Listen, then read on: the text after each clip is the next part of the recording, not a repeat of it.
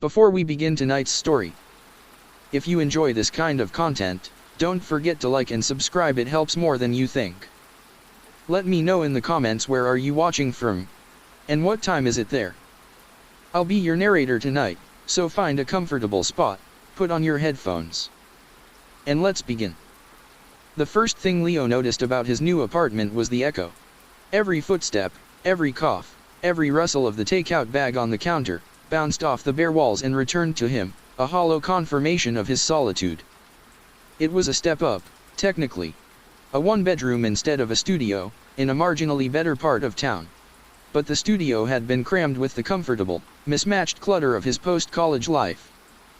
This place was a clean slate, and he'd quickly discovered that a clean slate was expensive. He sat on the floor, his back against the cool drywall of the living room, eating lo mein directly from the carton. He had a fork, at least. He'd made sure to pack the cutlery first. The rest of his possessions were still in boxes, forming a cardboard mountain range that did little to dampen the acoustics. The call had come 2 days ago, from a man with a voice as dry as old paper. Mr. Abernathy, the executor of his grandmother Ilara's estate. Leo hadn't seen her in nearly 5 years, not since the dementia had stolen the last recognizable pieces of her and she'd been moved into a full-time care facility. Her death, at 89, had been a quiet, expected thing. Sad, but in the way a long, slow sunset is sad. An inevitable fading. "Leo, my boy," Mr. Abernathy had rasped through the phone. "My condolences. She was a fine woman." "Thank you, Mr. Abernathy. The will is straightforward. The house is being sold to cover her debts to the nursing home, which, I'm afraid, are substantial. There won't be much left over. A few thousand for you and your sister, perhaps. But she did stipulate a few personal effects. Your sister, Chloe, is taking the jewelry box and the porcelain dolls. And for you, well, it's the bed." Leo had blinked. The bed. The big one. The 4-poster. Lord knows why. The thing is a monstrosity. Worth a bit, I suppose, if you can find a buyer who has a bedroom the size of a ballroom. Otherwise, we can have it hauled away, but the cost would come out of the estate. "No," Leo said, faster than he'd intended. An image flashed in his mind, a cavernous, dimly lit bedroom, the scent of lavender and mothballs, and the towering, dark wood frame of the bed he used to think was a castle. "No, I'll take it. I actually need a bed." It was an understatement. He was currently sleeping on an air mattress that sighed its way to semi-deflation by 3 a.m. every night, leaving him to wake up in a vinyl taco. And so, it arrived. The movers, 2 burly men whose grunts and curses filled the apartment's emptiness, wrestled it up the 3 flights of stairs. It came in pieces, 4 thick, intricately carved posts, a headboard that depicted a serene, pastoral scene, and a heavy, groaning set of slats. The mattress was last, a thick, formidable slab of off-white fabric, surprisingly clean but bearing the faint, ghostly outline of a long-term occupant. They assembled it in his bedroom, its dark mahogany frame instantly dwarfing the small space. It was far too big, an aristocratic giant in a peasant's hovel. When they left, Leo stood in the doorway, just looking at it. The air in the room seemed to have grown still and heavy. He ran a hand over the cool, smooth wood of the footboard, his fingers tracing the deeply etched carving of a weeping willow. That first night, he slept like the dead. The sheer comfort of it, after weeks on the air mattress, was a revelation. The mattress was firm but yielding, cradling him in a way that felt almost personal. He didn't dream, or if he did, he didn't remember. He woke up feeling more rested than he had in months, the morning light filtering softly through his single window. He stretched, a groan of pure satisfaction escaping his lips, and rolled onto his side to grab his phone from the floor. That's when he saw it. On the other side of the vast mattress, the side he hadn't slept on, was an impression. It was subtle, a gentle depression in the thick fabric, almost like a shadow. It was the length of a human body, from a shallow dip where a head might be to a longer, softer trough for a torso and legs. He stared at it. Old mattress, he thought. Memory foam, or whatever the 1950s equivalent was. It must have held his grandmother's shape for so long that it was now a permanent feature. He reached out and pressed his hand into the indentation. The fabric was cool to the touch, and it yielded easily, springing back when he lifted his palm. He shrugged it off, a faint, sentimental smile touching his lips. It was just a memory, pressed into the cloth. A harmless ghost. He got up, showered, and went to work, the image of the gentle hollow already fading from his mind. The second night was just as comfortable. He fell asleep almost instantly, a sense of profound peace settling over him. This time, he dreamed. It was fragmented, nonsensical. The feeling of cool, silken stockings being rolled up a pair of thin legs. The sharp, sweet taste of a ripe plum, the juice running down a chin. The sight of a man's hands, broad and calloused, turning the page of a book. They weren't his legs, not his chin, not his hands. The sensations were vivid, but alien. He woke with a gasp, his heart thudding. The room was dark, the only light coming from the glowing red numbers of the alarm clock he'd finally unpacked. 3:17 a.m. He was alone. But the feeling of another consciousness brushing against his own lingered like static in the air. He sat up and turned on the bedside lamp he'd placed on a cardboard box. The indentation was there, beside him. But it seemed deeper now. More defined. He could almost see the curve of a hip, the gentle slope of a shoulder. It wasn't just a vague trough anymore, it was a shape. The shape of a small, slight person lying on their side, facing away from him. A cold dread, slick and oily, began to seep into the edges of his comfort. This wasn't just memory foam. This was wrong. He shuffled to the very edge of the mattress, as far away from the shape as he could get, his back pressed against the cold wall. He didn't sleep again until the sun was up, and when he did, it was a fitful, shallow doze, plagued by the scent of lavender and the phantom sensation of a feather-light touch against his hair. He called his sister that morning, his voice rough with exhaustion. "Chloe? Hey. Leo? You sound terrible. Are you sick?" Her voice was crisp, efficient, the way she was about everything. "No, I'm just tired. The bed got here." "Oh, God, that thing," she laughed. "Did it even fit?" "Barely." "Hey, weird question. Do you remember much about Grandma Illyra? I mean, in the last years before, you know." There was a pause. "What do you mean?" "She was sick, Leo. She mostly just sat in her chair and stared out the window. Sometimes she'd talk about Dad like he was still a boy." "Why?" "I don't know," he lied, feeling foolish. How could he explain it? "My dead grandmother's mattress is cuddling me.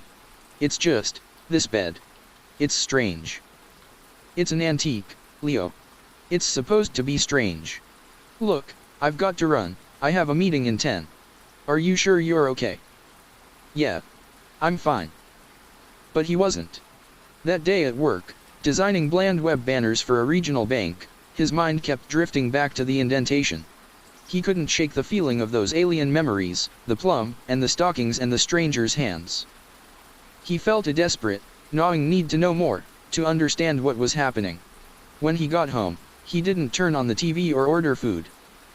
He went straight to the mountain of boxes in the living room and began to tear them open, searching for the one labeled, photos/miscellaneous. He found it under a box of kitchen supplies. Inside were dusty, brittle photo albums, their fake leather covers cracking at the seams. He sat on the floor and opened the first one. There they were, his father as a gap-toothed kid, his grandfather, stern and unfamiliar, who'd died before Leo was born, and his grandmother, Illyra. In every photo, she was a different woman. A young, vibrant girl with a wide smile, posing by a car from the 40s. A beautiful bride, her face veiled and serene. A tired but happy mother, holding his infant father. He flipped through the years, watching her age.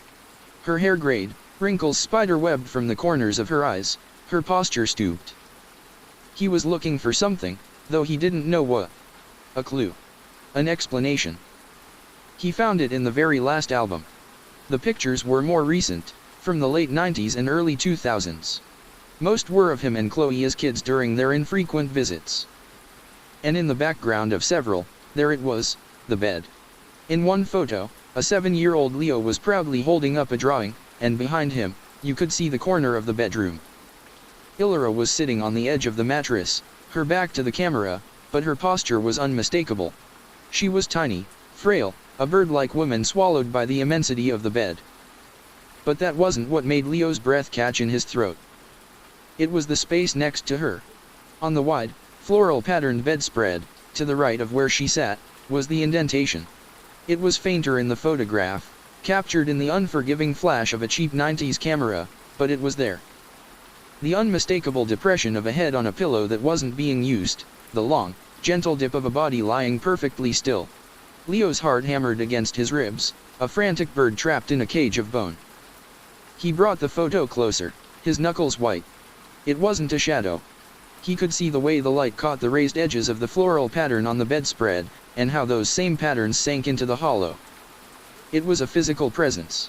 Or the ghost of one. He scrambled to his feet, the photo album sliding to the floor with a soft thud. He walked, almost ran, into his bedroom. He didn't need to turn on the light. The late afternoon sun cast long fingers across the floor. He stared at the bed. There it was. The same shape. The same gentle slope. He looked from the indentation on the mattress back toward the living room where the photograph lay on the floor. It was identical. The realization hit him like a physical blow, knocking the air from his lungs. This wasn't new. This wasn't his imagination. Whatever was leaving that impression in his bed had been leaving it for years, maybe decades. His grandmother hadn't been sleeping alone. A wave of nausea rolled through him.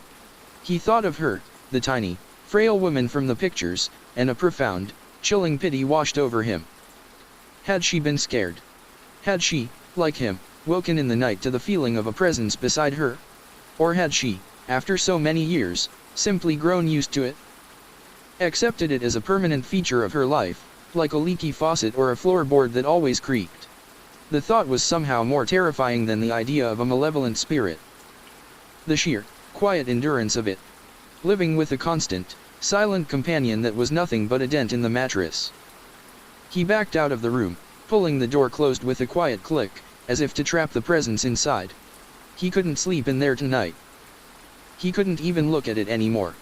He grabbed the half-deflated air mattress from the corner of the living room, his hands shaking slightly as he plugged in the noisy pump. He would sleep on the floor. He'd take the vinyl taco over that cavernous, haunted bed any day. As the air mattress wheezed to life, he sank onto one of the cardboard boxes, his head in his hands. He felt a sudden, sharp ache in his left hip, a deep, grinding pain that felt ancient and unfamiliar. He winced, shifting his weight. It was probably just from sitting on the floor, he told himself. Just a muscle cramp. But as the pain pulsed, a fleeting image flashed behind his eyes, a glass of water on a bedside table, just out of reach. His hand, thin and wrinkled, trembled as it strained to grasp it. He shook his head violently, trying to clear the image. It was his grandmother's hand. He was sure of it. The bed wasn't just haunted. It was contagious. He slept horribly, of course. The floor was hard, the air mattress crinkled with every movement, and the low hum of the refrigerator seemed unnaturally loud in the silent apartment. But it was his own discomfort, his own solitude, and he was grateful for it. Every so often, he'd find himself staring at the closed bedroom door, expecting it to creak open, expecting to see a shadow detach itself from the frame. Nothing happened. Yet, the air felt thick with a sense of waiting. In the morning, nursing a stiff back in a profound sense of dread, he knew he couldn't go on like this.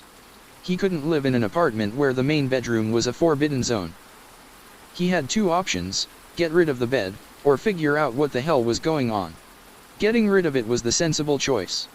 He could call a junk removal service, have them haul the cursed thing away and be done with it. He'd sleep on the air mattress until he could afford a cheap frame and a mattress in a box from some online startup. Problem solved. But a stubborn, morbid curiosity held him back. It was his grandmother's bed. It was a piece of his family, a piece of her. And more than that, the strange, fragmented memories he was experiencing, they were terrifying, yes, but they were also compelling. It was like watching a film, but from the inside. He felt a pull, an unhealthy need to see the next scene. He decided to start with the one person who might have some answers, however remote. He found the number for the Sunnyside Gardens care facility in one of the old address books from the box. He took a deep breath and dialed, his heart thumping a nervous rhythm. Sunnyside Gardens, this is Brenda speaking, a cheerful, harried voice answered. Hi. My name is Leo Vance. My grandmother, Illyra Vance, was a resident there until recently. Oh, Illyra. Of course. A sweet, quiet lady. My condolences for your loss, Mr. Vance. Thank you. I know this is a strange request, but I was hoping I could talk to one of the nurses or aides who looked after her. Someone who spent a lot of time with her. There was a pause. May I ask why?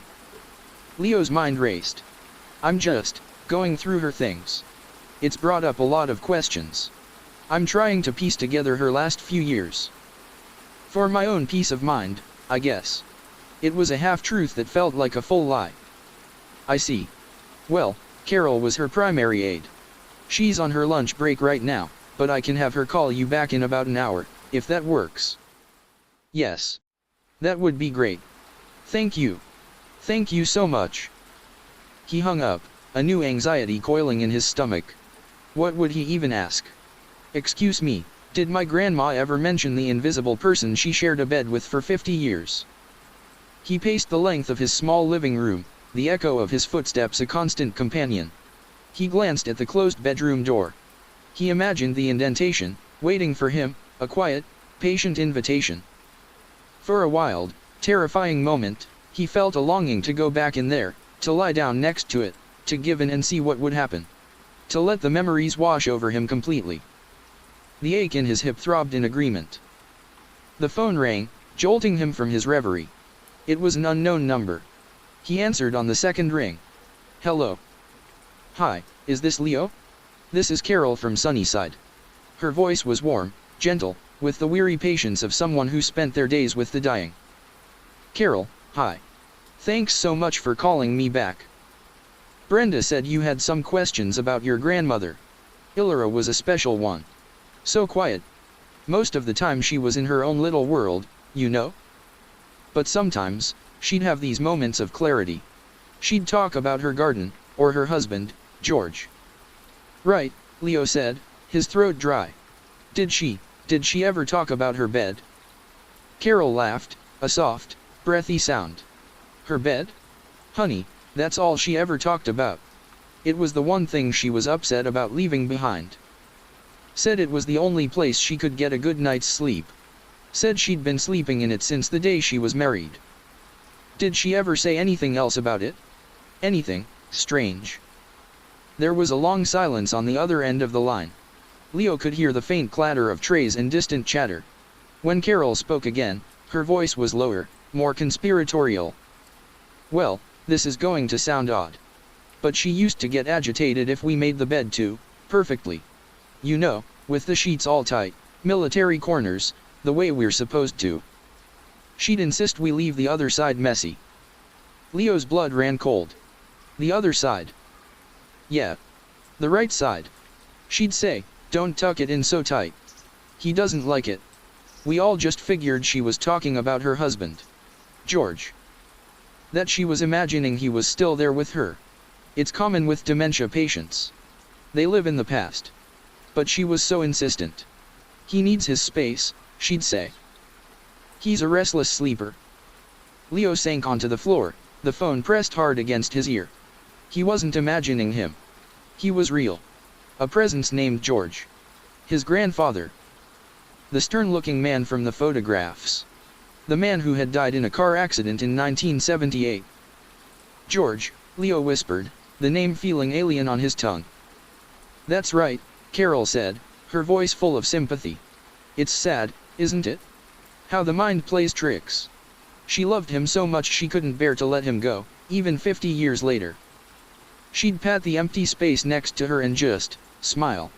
Like she was sharing a secret with him. Carol paused. Leo? Are you still there? Leo couldn't speak. He was staring at the bedroom door.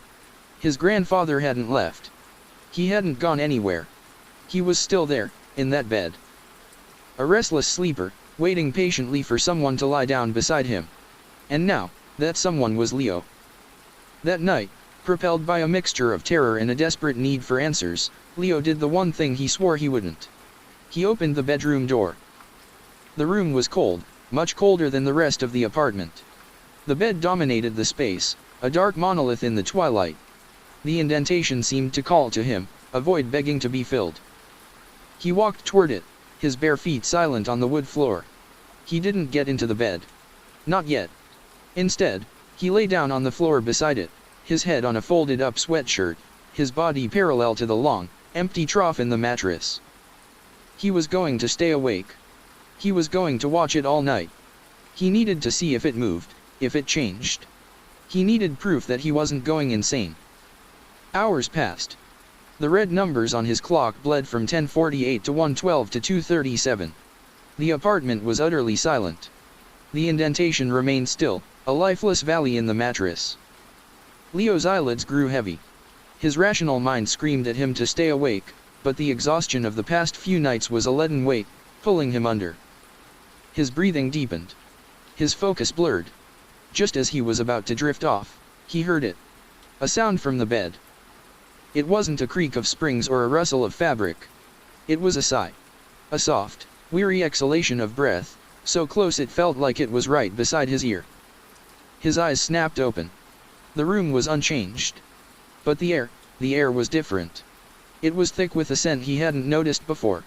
Not lavender. Something else. Something metallic and vaguely sweet, like old pennies and stale pipe tobacco. The signature scent of his grandfather, a scent his father had described to him once, years ago. Then, he felt it. A change in pressure. He watched, frozen, as the indentation in the mattress deepened. It was a slow, deliberate motion. The head-shaped hollow sank further, as if a real head were pressing into it. The long trough shifted, infinitesimally, like a body turning in its sleep. It was turning toward him. A wave of pure, primal fear, colder and sharper than anything he had ever known, washed over Leo. He wanted to scream, to scramble away, but he was paralyzed, pinned to the floor by the sheer weight of his terror. He lay there, his heart a frantic drum against the floorboards, and stared at the empty space that was no longer empty. He could feel the attention of its occupant, a silent, curious regard, settling upon him from the mattress above. He had a new memory then, unbidden and sharp as a shard of glass. He was standing in front of a mirror, a ridiculously wide, floral-patterned tie in his hands. He was fumbling with the knot, his fingers thick and clumsy. A pair of slender, feminine arms wrapped around his waist from behind. A soft voice, Ilara's voice, young and full of laughter, whispered in his ear. "Oh, Georgie, you're hopeless with these things. Here, let me." He could feel the warmth of her breath on his neck, the smell of her shampoo. The feeling was so intense, so real, that a sob of longing and loss caught in Leo's throat. But the longing wasn't his. It was George's. It was a memory of love and life, echoing from a ghost trapped in his final resting place. And it was agonizing. The pressure on the mattress subsided. The indentation returned to its previous state, a gentle, passive hollow. The smell of tobacco faded. The presence had retreated. But Leo knew it was still there, watching. He lay on the floor until the first gray light of dawn crept through the window, every muscle in his body rigid. Sleep was impossible. He had not just inherited a bed. He had inherited a ghost. A lonely, grieving ghost who had spent half a century waiting. And now, it seemed, the ghost had found a new companion. He spent the next day in a fugue state. At work, the letters on his screen swam in and out of focus. Every quiet moment was filled with the memory of that sigh, the smell of tobacco, the crushing weight of a dead man's love for his wife. He felt like he was losing his mind, the borders of his own selfhood becoming porous and thin. He was Leo, but he was also not. He felt the phantom ache in his hip, a dull throb that had become a constant companion. He found himself humming a tune he didn't recognize, a jaunty big band number from the 40s. He caught himself staring at his own hands on the keyboard, half expecting them to look broader, more calloused. He knew he had to get out. He couldn't sell the bed. Who would he sell it to? And what would he say? Slightly haunted, comes with a free ghost grandfather? And the thought of having it destroyed, of obliterating this last, tangible piece of his grandparents' long, strange love story, felt like a betrayal. He was trapped. When he got home that evening, the apartment felt colder than ever. He stood in the doorway, unable to bring himself to step inside. The living room was a mess of open boxes and the sad, deflated skin of the air mattress. The bedroom door was ajar, a sliver of darkness visible within. He could feel the pull of it, the quiet insistence of the presence in the other room. It wanted him. It wanted the warmth of a living body beside it. It wanted to share its endless, looping memories of a life that was over. He made a decision. It was a desperate, reckless gamble, but it was the only thing he could think of. He couldn't fight it. He couldn't run from it. So maybe he could try to understand it. To communicate with it. He walked to the box of his grandmother's things, his movements slow and deliberate. He rummaged past the photo albums and found what he was looking for, a small, leather-bound diary with a tarnished brass lock. Illyra's diary. He didn't have the key. He took a steak knife from the kitchen drawer and pried the lock open with a sharp crack. He sat on the floor, the diary open on his lap, and began to read. The entries started in 1978, a few months after George's death. The first few pages were filled with a raw, desperate grief. October 12, 1978. The house is so quiet. Every room is full of him. I still expect to see him in his chair when I walk into the living room. I still make 2 cups of coffee in the morning. I don't know how to do this alone. Leo's chest ached with a sympathy that was both his and not his. He kept reading, his eyes scanning the neat, looping cursive. He turned a page, and then another. And then he found it. The entry that made his blood freeze and his breath catch in his chest. November 3, 1978. Something strange happened last night. I woke up around 3 a.m. I thought I'd heard a noise. And I felt a warmth on his side of the bed. I reached out, thinking it was just the electric blanket, but I hadn't turned it on. And the mattress, there was a dip in it. Just where he always slept. I put my hand in the space and it felt, not empty. I must be losing my mind. Grief is a cruel, cruel thing. Leo kept reading, his hands trembling. Page after page detailed the growing presence in the bed. November 28, 1978. It's there every night now. The warmth. The weight. I am not afraid. Is that strange? I should be terrified. But it feels like him. Last night, I smelled his pipe tobacco. Just for a second. Oh, Georgie. Are you here? Are you waiting for me? January 14, 1979. I spoke to him last night. I just whispered into the pillow, into the empty space. I told him about my day. About the leaky faucet and the trouble I had with the car. I didn't get an answer, of course. But as I was falling asleep, I felt a touch on my hair. Light as a spider's web. I am not crazy. He is here. For the next 30 years, the entries continued. Illyra documented her one-sided conversations, the fleeting scents, the subtle shifts in the mattress. She had never been afraid. She had accepted it, welcomed it. She had lived out the rest of her life with the ghost of her husband. She had loved a memory, a warmth, an indentation in a bed. The diary ended on a shaky, almost illegible entry from just before she went into the nursing home. May 2, 2017. They are taking me away tomorrow. Away from my home. Away from him. I tried to explain that he cannot leave. That he is tied to this place, to our bed. They just smiled their sad little smiles. They think I am a confused old woman. How do I say goodbye? How can I leave him all alone after all this time? Leo closed the diary, a single tear tracing a path through the dust on his cheek. It wasn't a horror story. It was a love story. A strange, heartbreaking, 50-year-long love story. And now, the ghost of George Vance, who had been left alone for the first time in decades, was reaching out. He wasn't malicious. He was just lonely. He stood up and walked to the bedroom. He didn't feel afraid anymore. He felt a profound, aching sadness. He opened the door and looked at the bed, at the indentation that had terrified him. It no longer looked like a threat. It looked like a question. He slowly, deliberately, pulled back the covers. The sheets were cool and crisp. He took a deep breath, the air tasting of dust and cold, and for the first time, he climbed into his grandmother's side of the bed. He lay down, his back to the indentation, and stared at the wall. "Hi, George," he whispered into the silence. "I'm Leo. I'm Illyra's grandson." The room remained still. Nothing happened. He lay there for a long time, the silence stretching on. He began to feel foolish. He was talking to an empty bed in an empty room. He was just as crazy as his grandmother. He closed his eyes, a fresh wave of exhaustion washing over him. He was just about to give up, to get out of the bed and go back to the floor, when he felt it. A warmth. It seeped into the mattress behind him, a gentle, radiating heat. It wasn't threatening. It was comforting. Tentative. Then came the pressure, the slow, familiar sinking of the mattress as the presence settled in beside him. Leo didn't move. He didn't even breathe. He just lay there, feeling the weight of his grandfather's ghost next to him. After a moment, a memory bloomed in his mind, soft as a watercolor. He saw a summer evening, fireflies blinking in a darkening yard. He was on a porch swing, a glass of iced tea sweating in his hand. Illyra was next to him, her head on his shoulder, her hand resting on his knee. It was a moment of perfect, simple peace. It was George's memory, a gift. A welcome.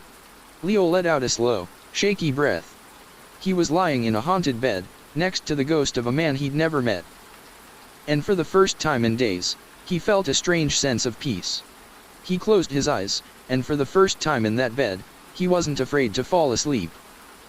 The weeks that followed settled into a strange, quiet routine.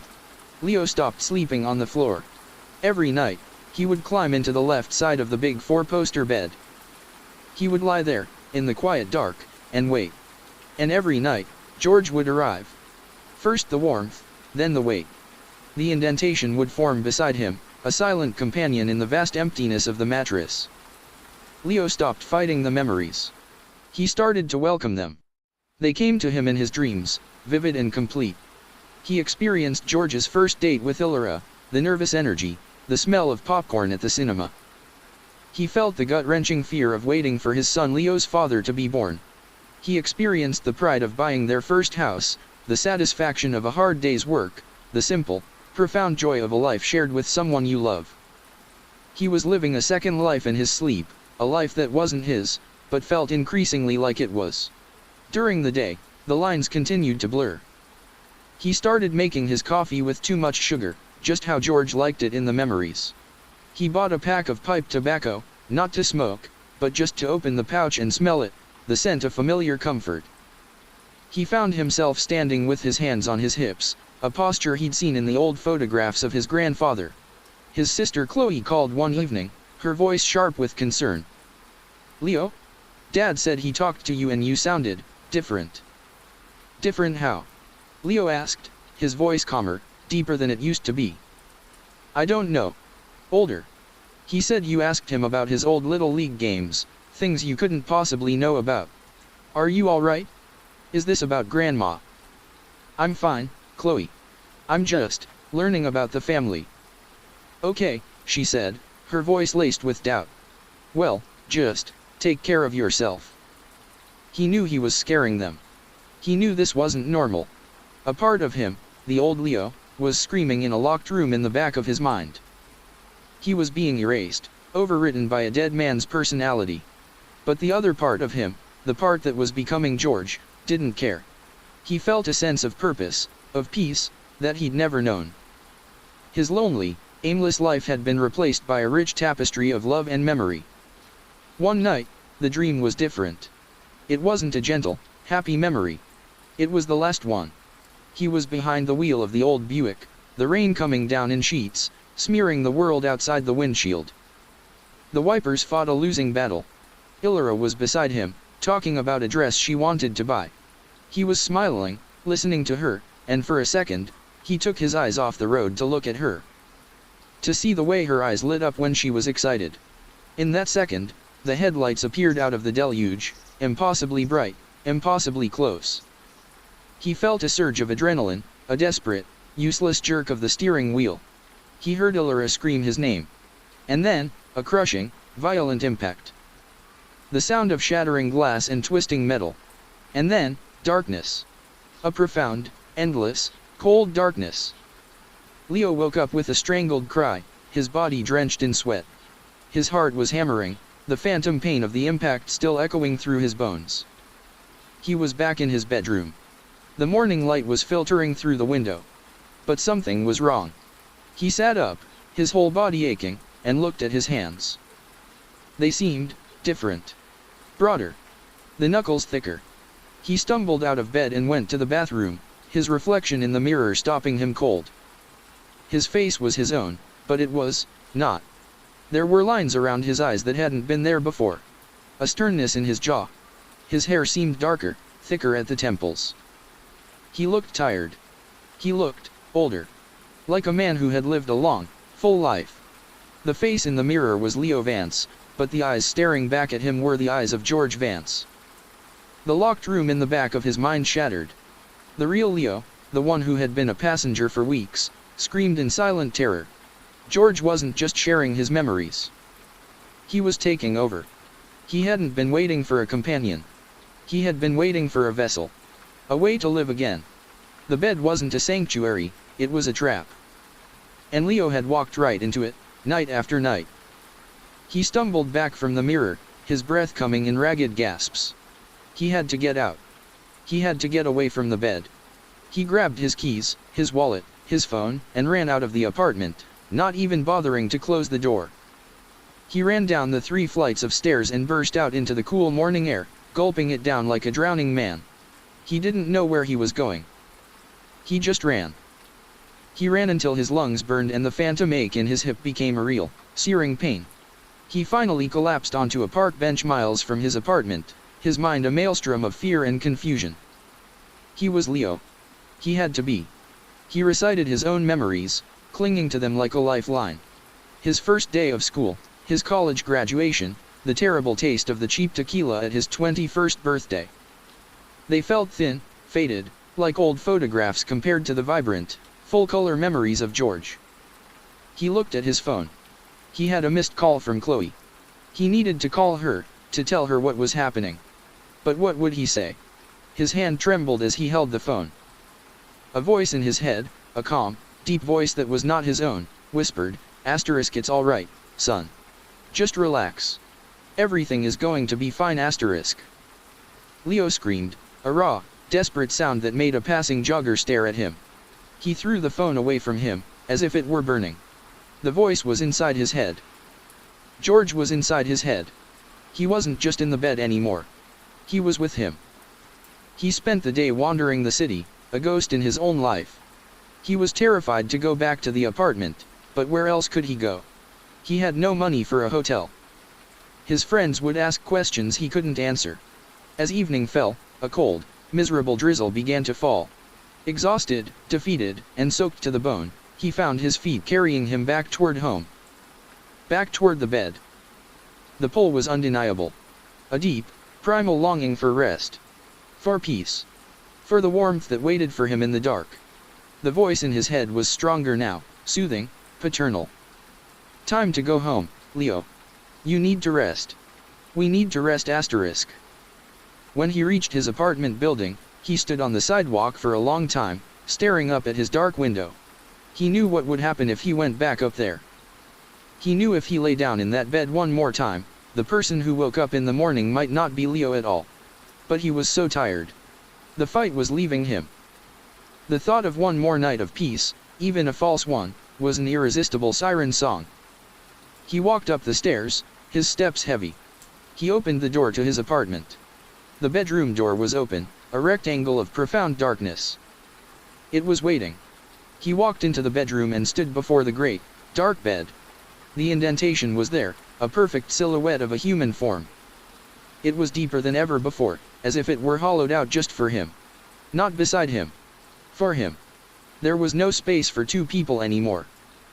Just one. He sank to his knees, a sob catching in his throat. "Please," he whispered to the empty room. "Just let me be me." "But I am you." The voice answered, a chorus of his own thoughts and George's memories. We are one. Slowly, as if in a trance, he stood up. He pulled back the covers. This time, he didn't get in on the left side. He lay down directly in the center of the bed, right in the heart of the indentation. It fit him perfectly. As he lay his head on the pillow, a final memory bloomed, not from George's life, but from Illyra's. It was her last night in this bed. She was crying softly, her small, frail body curled up in the very spot where he now lay. She was whispering into the mattress. "Don't be alone, my love. Don't be alone. Someday, someone will come. Someone will stay with you." A profound, cold understanding washed over Leo in his final moments of clarity. She hadn't been talking to a ghost. She had been talking to the bed itself. And she hadn't just left her husband's ghost behind. She had left a curse. An inheritance. A promise that George would not be alone. The warmth enveloped him, sinking deep into his bones.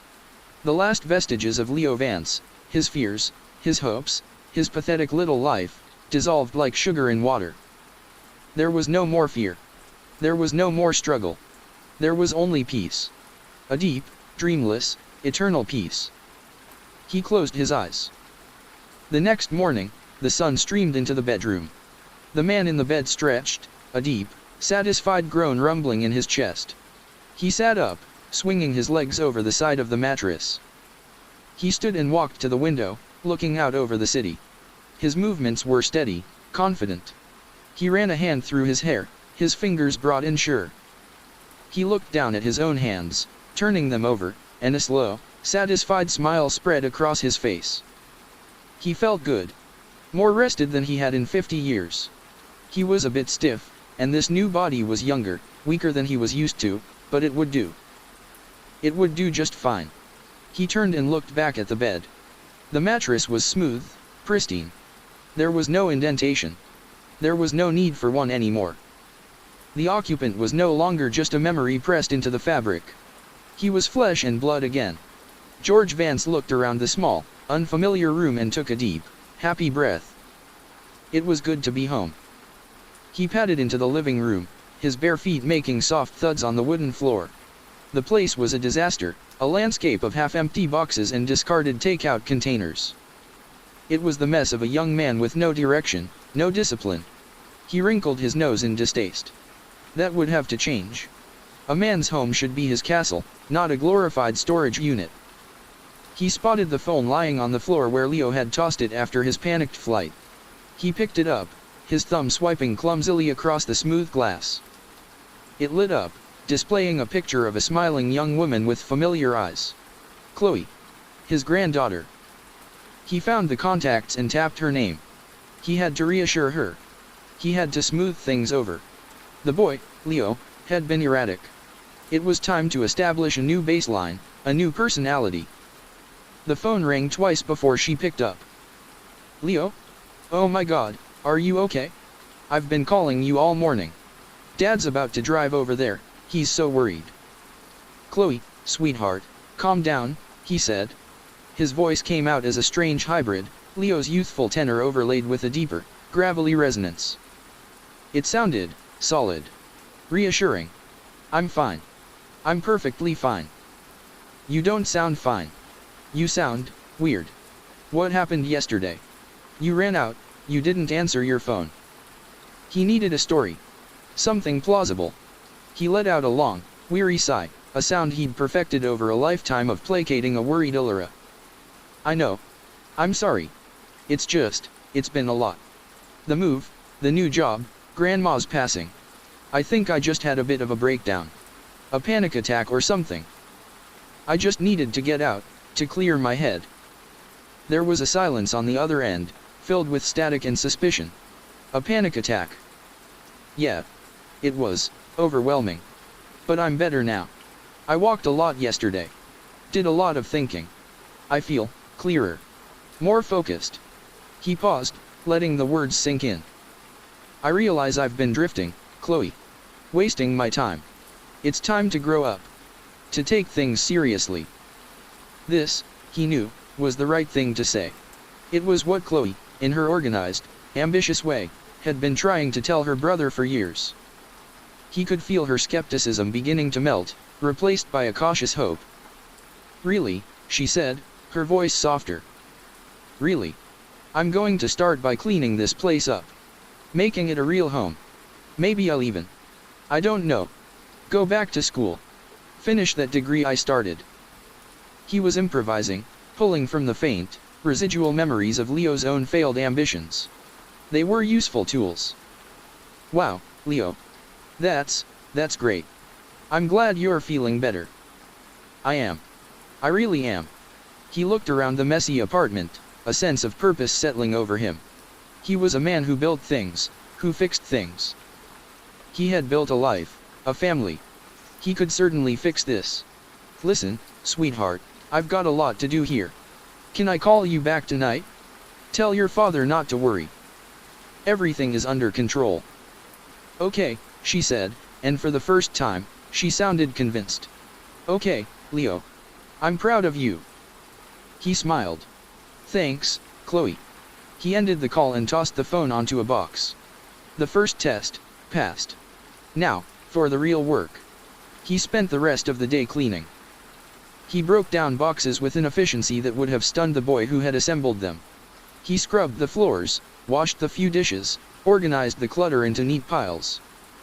He worked with a tireless energy, his new body responding surprisingly well to the demands. The phantom ache in his hip was gone, a ghost of a ghost. As he worked, he explored the landscape of his new mind. Leo's memories were still there, but they were muted, like a black and white photograph next to the vibrant technicolor of his own life. He could access them when he needed to: names, faces, passwords, but they had no emotional weight. They were data. His own memories, his own personality, were the operating system. He found he had a surprising aptitude for the boy's job. He opened the laptop and looked at the web design software. It was just a matter of patterns, of balance, and flow. Not so different from laying out a garden or building a sturdy bookshelf. He could do this. He could do it better. By evening, the apartment was transformed. It was still sparse, but it was clean, orderly. A space a man could think in. He stood in the center of the living room, hands on his hips in that familiar, satisfying posture, and surveyed his work. Good. He went into the bedroom. The bed stood, majestic and dark, its mattress now a smooth, blank slate. He ran a hand over the cool, dark wood of a post, a deep sense of ownership and belonging washing over him. This was his. It had waited for him. He had come home. He felt a pang, a sudden, sharp ache in his chest. Illyra. He missed her. The 50 years of silent, one-sided conversation had been a pale imitation of the real thing, but it had been something. Now, even that was gone. He was truly alone. The thought surprised him with its intensity. He had a new life, a new body, a new century to explore. But the central pillar of his existence for 60 years was gone. He was untethered. He walked back to the living room and picked up the phone. He scrolled through Leo's contacts, the names and faces meaningless to him, until he found his son. David. A man in his late 60s now, a stranger with his wife's eyes. He pressed the call button before he could second-guess himself. "Leo? Your sister said you were feeling better." David's voice was tired, wary. "I am, Dad. I am." The word Dad felt strange, a lie on his tongue, but it was necessary. "I was just calling to say that. And to ask you something." "What is it, son?" "Tell me about your father." There was a long, heavy pause. George held his breath. "What?" David finally said, his voice thick with confusion. "My father? George? Why are you asking about him now?" "I don't know," he said, the lie coming easily now. "Sleeping in Grandma's bed, I guess it's got me thinking. You never talked about him much." I'd like to know what he was like."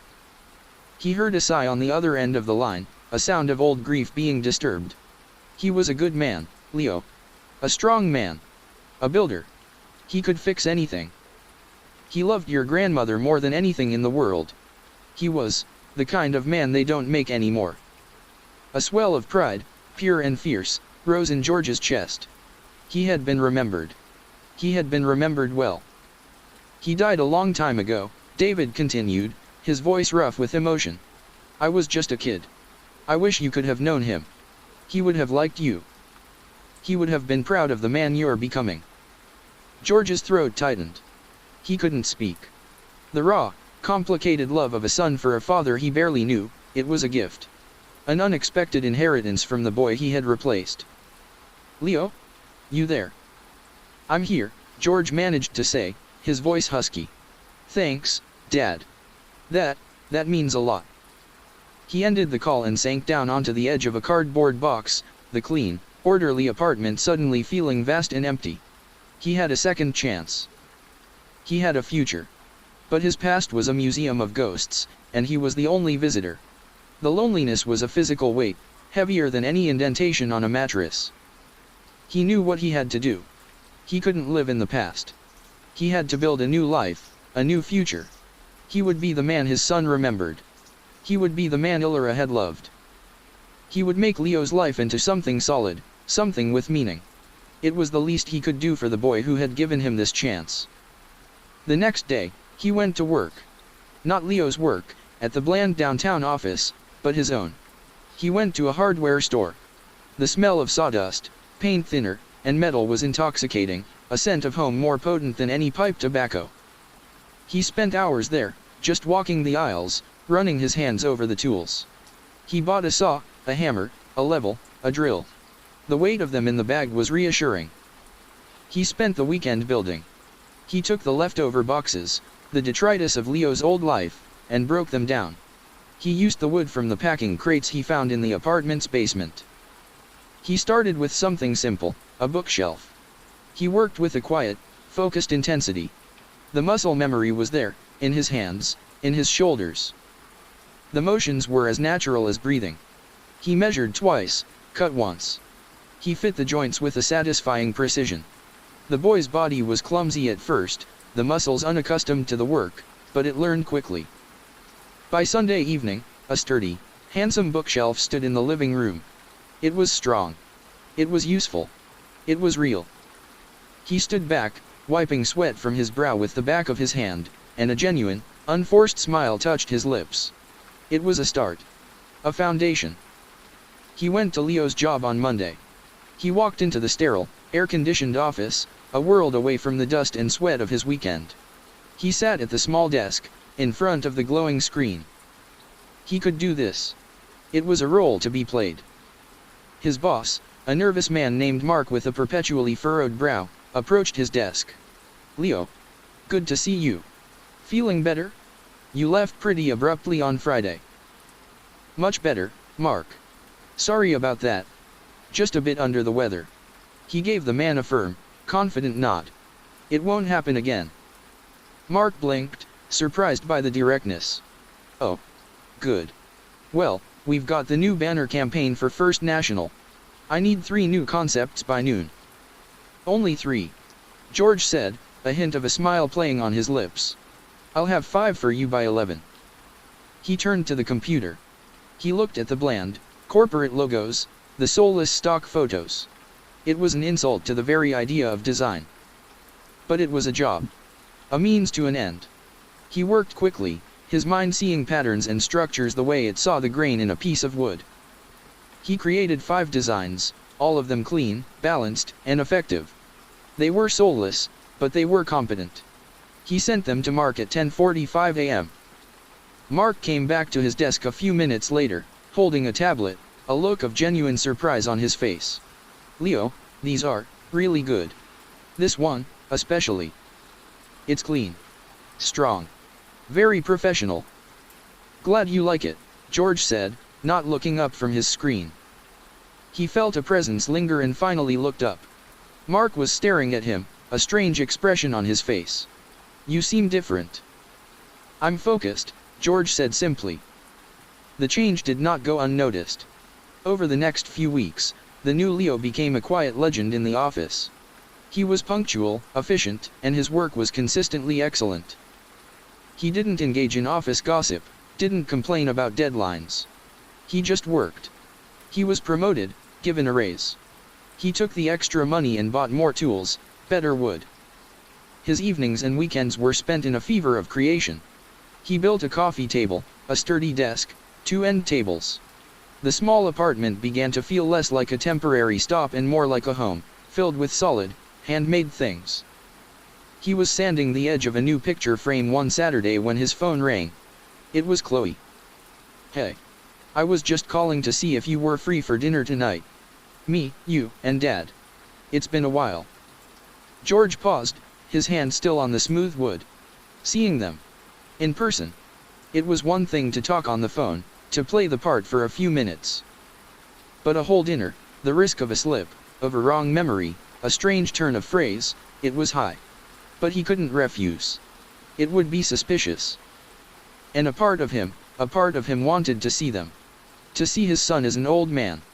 To meet the granddaughter who carried his wife's eyes. "I'd like that very much," he said, his voice steady. "Where and when?" They met at a quiet Italian restaurant, the kind of place with checkered tablecloths and Chianti bottles dripping with candle wax. George arrived first. He chose a booth in the corner, his back to the wall, where he could see the whole room. A habit from a lifetime ago. David and Chloe arrived a few minutes later. Seeing his son in the flesh was a jolt. The man was nearly 70, with gray hair and a soft paunch, but the set of his jaw, the way he held his shoulders, it was him. It was the boy he'd taught to ride a bike, the teenager he'd taught to drive. A lifetime of love and grief welled up in him, so powerful it almost knocked him off his feet. He had to clench his fists under the table to keep his composure. "Leo," Chloe said, sliding into the booth opposite him.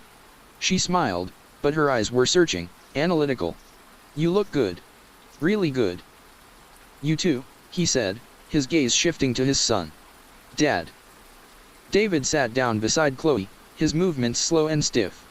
He looked at him, a long, searching look. "Your sister's right. You look healthier. Less lost." "I feel it," George said simply. And it was true. Inhabiting this body, making it his own, had filled him with a vitality he hadn't felt since before the war. The dinner was a minefield. They talked about Chloe's job at a law firm, David's impending retirement. They asked him about his work, and he gave them the polished, professional version. He kept his answers short, turning the questions back on them whenever he could. He was an actor in the most important role of his life. "You know," David said, swirling the red wine in his glass. "You remind me of him more and more." George's heart stuttered. "Who?" "My father. Your grandfather." David looked up, his eyes distant. He was quiet like this. Confident. Didn't say much unless it needed saying. And he had those hands. George looked down at his own hands, resting on the table. Leo's hands. But they were different now. The knuckles were calloused from the hammer and saw, the palms rough. They were becoming a workman's hands. "He could build anything," David said, a wistful smile on his face. "After he died, Mom, she never let anyone touch his tools. They sat in the workshop for 40 years, just collecting dust. She said no one else knew how to use them right." A memory, sharp and painful, pierced through him. Illyra, standing in the doorway of his workshop, her face streaked with tears. "It's yours, Georgie. It's all yours. I won't let anyone else touch it. Asterisk." He must have flinched, because Chloe was suddenly looking at him with sharp concern. "Leo? Are you okay? You look like you just saw a ghost." He took a slow breath, forcing the memory down. "I'm fine. Just thinking." He looked directly at David. "Where are those tools now?" David frowned. "I don't know. I guess they were sold with the house, with everything else. It's a shame. I should have kept them." No. George knew, with a certainty that went bone deep, that they weren't sold. Illyra would never have allowed it. She would have hidden them, saved them. For him. The rest of the dinner passed in a blur. George was preoccupied, his mind racing. The tools. His tools.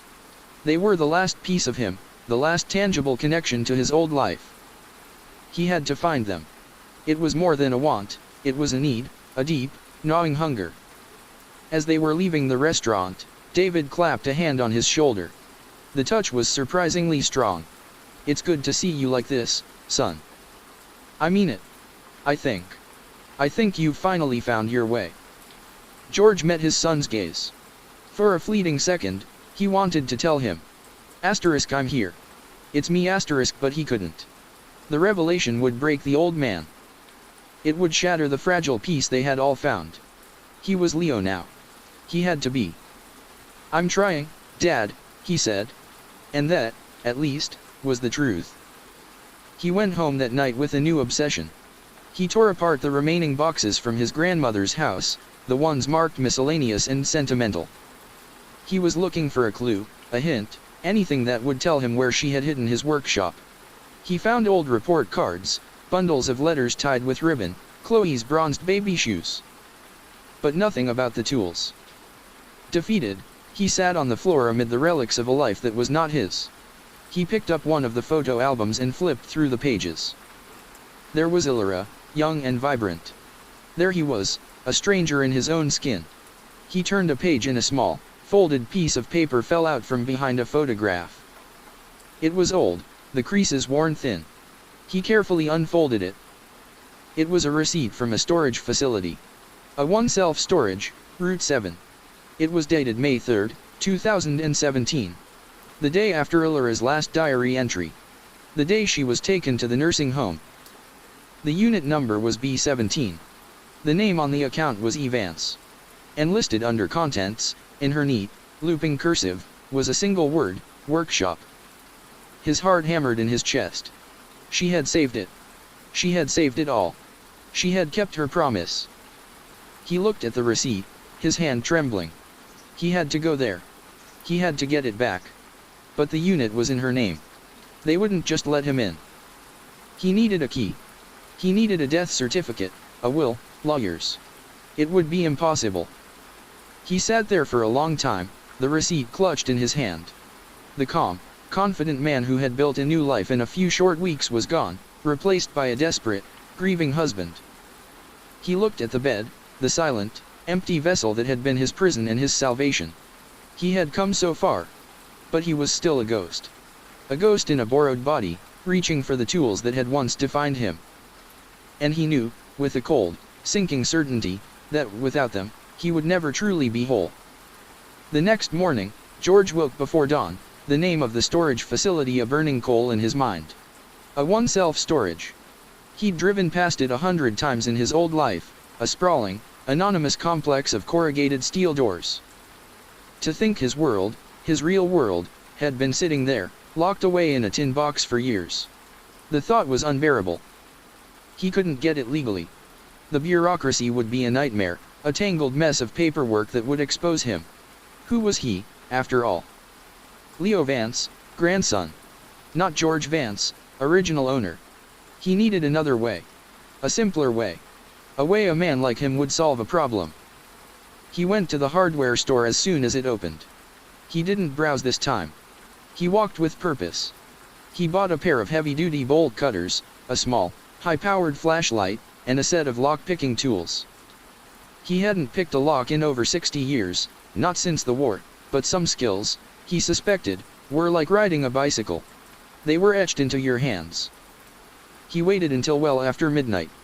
The city grew quiet, the traffic thinning to a trickle. He drove Leo's sensible, boring sedan out to Route 7. The storage facility was a ghost town, a silent city of secrets under the cold, white glare of security lights. A high chain-link fence surrounded the perimeter, topped with barbed wire. He parked down a side street, out of sight of the main gate, and walked the fence line, the heavy bolt cutters cold in his hand. He found a spot at the back, shrouded in shadow by a stand of overgrown pine trees. The security camera on the corner pole was old, its lens cloudy. With 2 quick, grunting squeezes, the thick padlock on the service gate snapped with a sharp crack that echoed in the silence. He slipped through the gap, his heart thudding with a mixture of fear and exhilaration. He felt young again. Reckless. He moved through the numbered alleyways, his footsteps unnervingly loud on the gravel. B12, B14, B16. There it was. B17. It was a standard roll-up door, secured by a heavy, rust-pocked circular lock. He shone his flashlight on it. It was a good lock. A stubborn one. Illyra had chosen well. He knelt, taking out the pick set. The metal was cool against his fingers.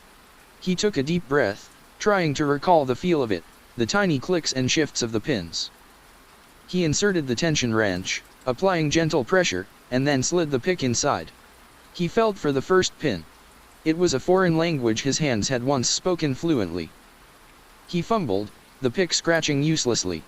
The calm confidence he'd felt in the hardware store evaporated, replaced by a raw, clumsy frustration. This body didn't know the language. He tried again, forcing himself to be patient. To listen with his fingertips.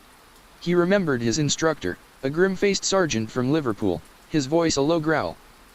"You're not forcing it, you maggot. You're persuading it. It's a conversation." Asterisk. He closed his eyes, blocking out the cold, the risk, everything but the tiny, intricate world inside the lock. He felt a pin give. Then another. A faint click. He was getting closer. The third pin was stubborn, refusing to budge. He adjusted the tension, probed again. Click. 2 more to go. His hands were starting to cramp, the unfamiliar muscles screaming in protest. He ignored them. Click. 1 left.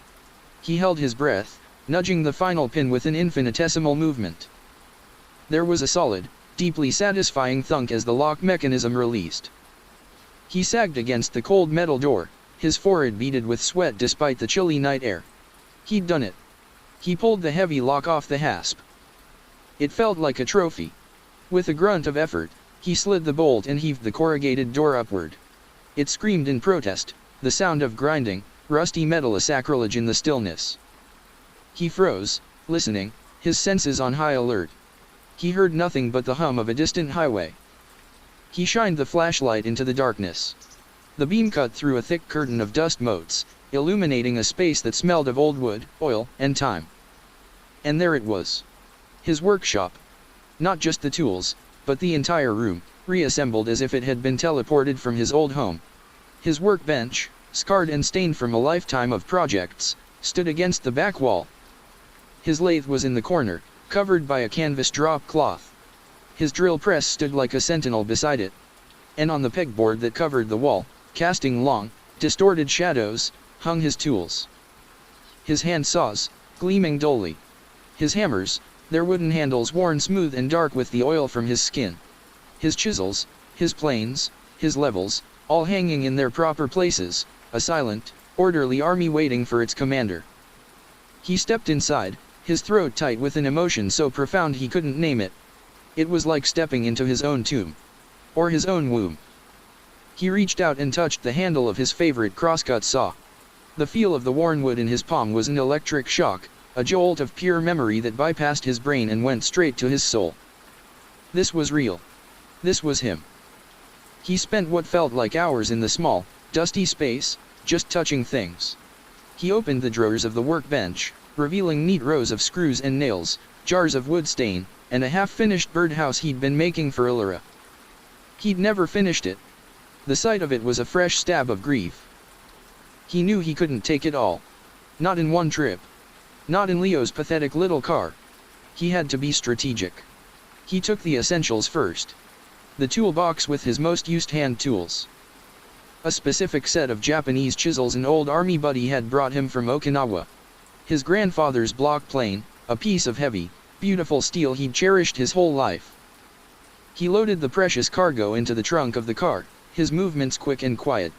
He closed the storage unit, replacing the broken padlock with a new one he'd bought, a cheap gesture of concealment.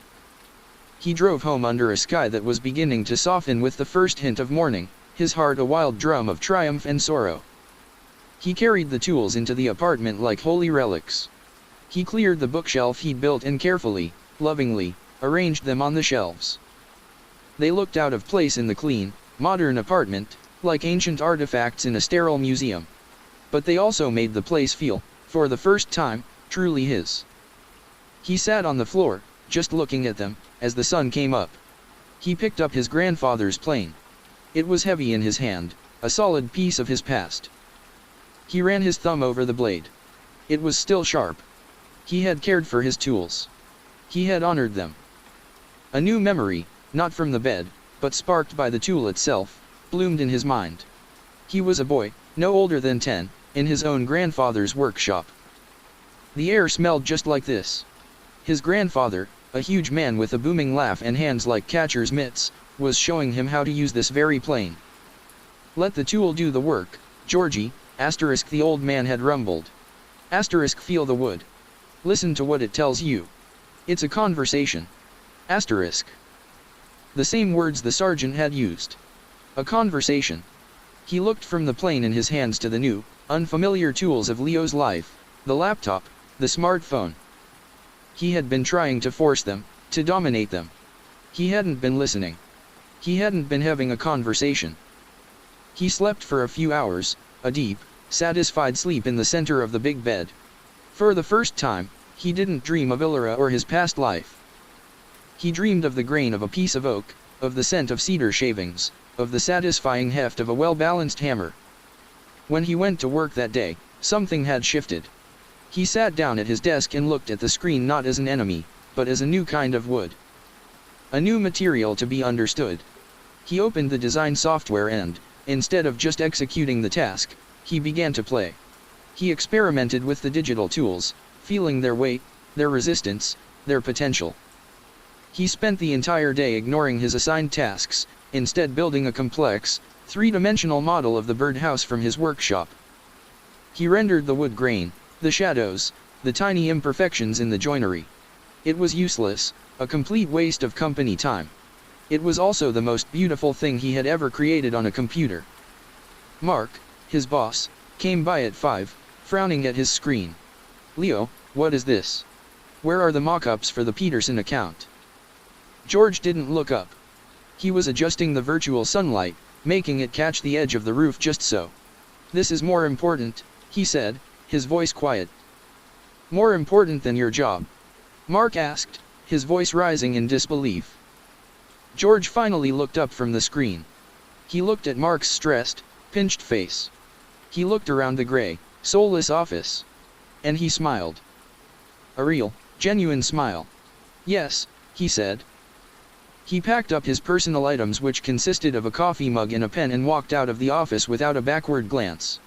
He was done. He was done playing a part. He was a builder. And he had a workshop to finish. He spent the next 2 weeks in a blissful, focused haze. He made more trips to the storage unit, bringing back more of his equipment. The apartment became a chaotic hybrid of living space and workshop. Sawdust covered everything. The scent of wood stain and mineral spirits overpowered the faint, lingering scent of lavender from the bed. He was building again, and he had never felt more alive. He finished the birdhouse, its simple, perfect form a balm to his soul. He started on a new project, a cradle. He didn't know why. The idea had just come to him, a whisper from the wood. His money was running out. Leo's savings were dwindling fast. He ignored the worried calls from Chloe and his father. He had no time for their world, for their concerns. He was in his own. One evening, there was a sharp, insistent knock on the door. He ignored it, his focus entirely on the delicate dovetail joint he was cutting. The knocking came again, louder this time, accompanied by a familiar voice. "Leo. I know you're in there. Open this door right now." "Chloe." He sighed, putting down his chisel. The outside world had finally breached his sanctuary. He wiped his dusty hands on his jeans and opened the door. She stood there, her arms crossed, her face a mask of anger and worry. Her eyes widened as she took in the state of the apartment, the sawdust, the tools, the half-finished cradle in the middle of the living room. "What the hell is this?" she demanded, stepping inside. "It looks like a lumber yard. And what is that? Are you making a cradle?" "It's a beautiful piece of craftsmanship, isn't it?" he said, his voice calm. "Leo, you quit your job. You haven't been answering our calls. We've been worried sick. What is going on with you?" Her eyes scanned the room and then landed on the tools, the old, hand-forged tools arranged on the bookshelf. Her expression changed. A flicker of something, a distant memory, crossed her face. "Where did you get these?" she asked, her voice suddenly quiet. She walked over and reached out, her fingers hovering just above his grandfather's block plane. These look familiar. They were Grandma's, he said, the lie tasting like ash in his mouth. Grandma's. She shook her head. No. These were his. Weren't they? She looked up at him, her lawyerly gaze sharp, analytical, cutting through the layers of his performance. These were Grandpa George's. He didn't answer. He just stood there, his heart a stone in his chest. How did you get them? She pressed, her voice a low, intense whisper. Dad said they were sold. How, Leo? She took a step closer to him, her eyes searching his face, really seeing it for the first time. The new lines, the old weariness, the confidence that didn't belong to her brother. Who are you? She breathed, a look of dawning, impossible horror on her face. You're not my brother. The question hung in the sawdust-filled air, sharp and glittering as a shard of glass. For a moment, the world seemed to stop. The hum of the refrigerator, the distant traffic, his own breathing, it all ceased. There was only Chloe's face, her intelligent eyes wide with a terrifying, intuitive leap that he had not anticipated. The carefully constructed walls of his new life crumbled to dust in an instant. He could have lied. He could have blustered, feigned confusion, accused her of being overwrought. The part of him that was a survivor, the part that had picked the lock and built this new identity, screamed at him to do just that. But looking at her, at the genuine fear and confusion in his granddaughter's eyes, the lie died on his lips. He was tired of lying. He was tired of being an actor. He let out a long, slow breath, a sigh that felt like it came from a place 50 years in the past. He looked away from her, at the cradle he was building, its smooth, curved rockers resting on the floor.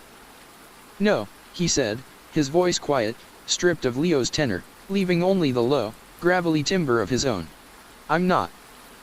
Chloe took a step back, her hand flying to her mouth. Her mind, so logical and trained, struggled to process the impossible admission. What do you mean? What kind of sick joke is this, Leo? It's not a joke, he said, turning to face her fully. He met her gaze, and for the first time, he let her see. He dropped the mask of Leo completely, letting the full weight of his own age, his own history, settle into his features. He let her see the man who had loved her grandmother, the man whose tools she had just recognized. And my name isn't Leo.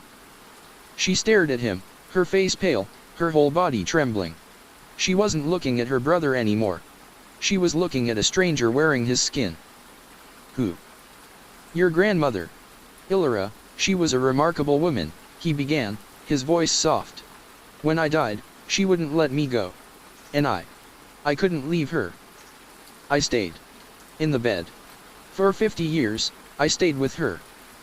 Chloe shook her head, a violent, jerky motion. No, that's crazy. You're having a psychotic break.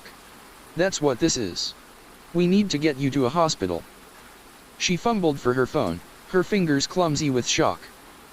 Putting me in a hospital won't change anything, he said, his voice remaining calm, steady. It was the only anchor he had. It won't bring your brother back. The words were brutal, and he felt a pang of regret as he said them, a faint echo of Leo's own affection for his sister. He's gone, Chloe. When he slept in the bed, I was lonely. I'd been alone for 5 years. I just reached out. I didn't mean for this to happen. At first. But he was weak, and I was strong. And I wanted to live again. Her hand froze, hovering over her purse.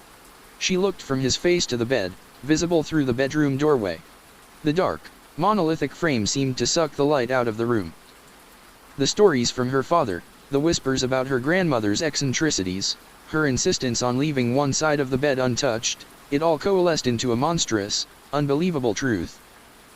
Grandpa George, she whispered, the name a fragile, incredulous breath. He gave a small, sad nod. I'm sorry, sweetheart. I know this is a lot to take in. The endearment, so familiar from her childhood visits with a grandmother who was always talking to an invisible companion, was the final, breaking piece of evidence. Tears welled in Chloe's eyes, born not of grief for her brother that would come later but of pure, mind-shattering shock. She stumbled backward until she hit the wall, sliding down it to sit on the floor. She wrapped her arms around her knees, making herself small against the enormity of what he was telling her. "He's dead," she said, her voice muffled. "My brother is dead." "I don't know," George said honestly, sitting down on the edge of the sturdy coffee table he had built. He didn't want to loom over her. "I don't know if he's dead, or just dormant. Pushed down so deep. I can feel him sometimes. His memories. But he's not at the wheel anymore." He looked at his hands, Leo's hands, now his hands. "This is my body now." They sat in silence for a long time, a tableau of the impossible. The ghost in his grandson's body and the granddaughter who was the only person in the world to know the truth. The apartment was filled with the scent of sawdust and the quiet hum of an old man's grief.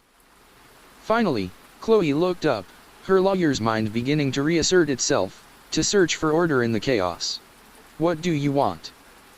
The question surprised him.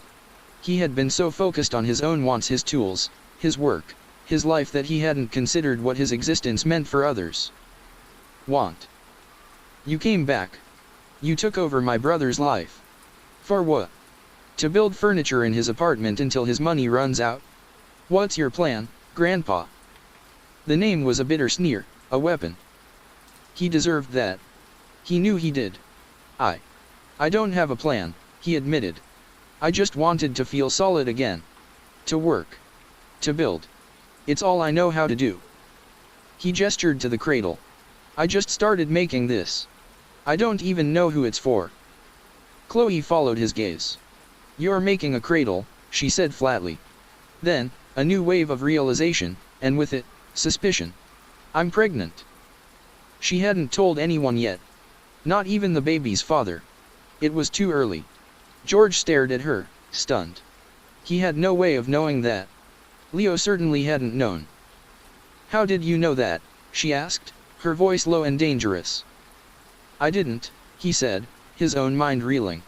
"I swear, Chloe. I didn't know. The wood, sometimes it just tells you what it wants to be." He knew how insane that sounded. But it was the truth. It was the conversation he'd been having his whole life. She stared at him, her expression unreadable. He had taken her brother, and now he was building a cradle for her unborn child, a child he shouldn't have known existed. He was a monster. He was her grandfather. The two facts were irreconcilable. "What are we going to do?" she said, her voice devoid of emotion now, a lawyer looking at a problem. "About Dad? He can't know. It would kill him. To think that he was talking to you, that his son is gone." "I know," George said quietly. "I'll keep playing the part. I have to. For him." "This isn't sustainable," she said, shaking her head. "You can't just be Leo. You aren't him. People will notice. They're already noticing. And you have no money. You have no job. What happens when the rent is due?" He had no answer. He had been living in a blissful bubble of creation, ignoring the practical realities of the world he had stolen his way back into. That bubble had just burst. Chloe stood up, brushing the sawdust from her expensive slacks. She looked exhausted, years older than she had an hour ago. "I need to go. I need to think." She walked to the door, her hand on the knob. She paused, her back to him. "Don't call me. I'll call you." She opened the door. "And for God's sake," she said, her voice cracking with a sudden, raw surge of grief, "stop building that cradle." The door closed behind her, leaving him alone in the quiet, dusty apartment. The silence was heavier now, freighted with the weight of his confession. He was no longer just a ghost with a secret. He was a known entity. A problem to be managed. He looked at the cradle, its beautiful, clean lines a stark contrast to the messy, ugly reality of his existence. He ran a hand over the smooth, sanded wood of the headboard. He had thought he was building a gift. But Chloe had seen it as a threat. A violation. Another thing he had stolen. He spent the next few days in a state of suspended animation. He didn't work. He didn't build. He just sat in the apartment, surrounded by his tools and his half-finished projects, and waited. He ate the last of the food in the pantry. He watched Leo's bank account dwindle to double digits on the phone's banking app, The world he had so triumphantly re-entered was beginning to press in on him, its demands and consequences becoming terrifyingly real. He felt the tendrils of Leo's anxiety, a faint, phantom sensation, creeping back in. The fear of failure, of eviction, of disappointing his family. George had never known such fears. He had always been a provider, a man who could build his way out of any problem. But he couldn't build a paycheck.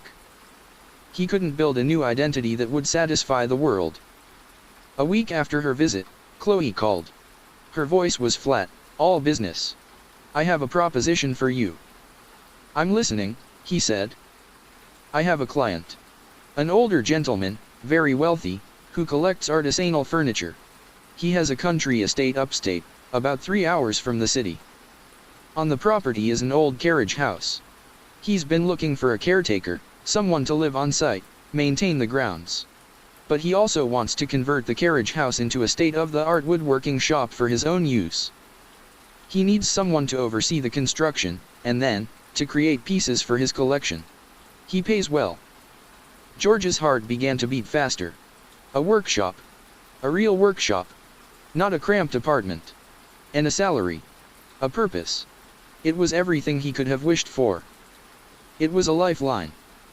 "Why?" he asked, his voice rough. "Why would you do this for me?"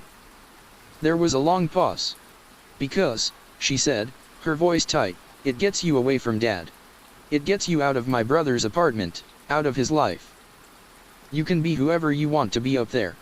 You can be a reclusive craftsman named George. No one has to know. You can have your workshop, and we can have a chance to grieve." Her voice broke on the last word. "This is not for you. It's for us. It's the price you pay for what you did." The price was exile. A quiet, comfortable, well-funded exile, but exile nonetheless. He would have to disappear. He would have to let Leo Vance fade away, a sad story of a young man who couldn't handle the pressure and just left. It was a clean slate. A final erasure. "There are conditions," she continued, her voice hardening again. "You will have no contact with our family. Ever. You will not call. You will not write. To us, Leo is gone. Vanished. Do you understand?" He understood perfectly. He would gain his life, his work. But he would lose his son, his granddaughter, the last living links to the world he had known. It was a devil's bargain. But he was a ghost who had already made a deal with the devil once before. "I understand," he said. "Good," she said. "The job is yours if you want it. I've already spoken to my client. I told him I knew the perfect man for the job. An old world craftsman. A bit of a hermit. He's expecting you to call." She gave him a name and a number. "The apartment is paid up until the end of the month. You have 2 weeks to be gone." The line went dead. He sat there, the phone in his hand, the name of a stranger and a new life waiting for him. It was a perfect solution. A perfect prison. Chloe was a brilliant lawyer. She had found a way to lock him away, to protect her family, while still giving him exactly what he wanted. She had built him a gilded cage. He looked around the apartment, at the sawdust and the tools and the cradle. It had been a chaotic, beautiful, desperate burst of life. But it was over. He walked into the bedroom and looked at the great, dark bed. He owed it everything. He owed it his life. He owed it his damnation. He went back into the living room and picked up the phone.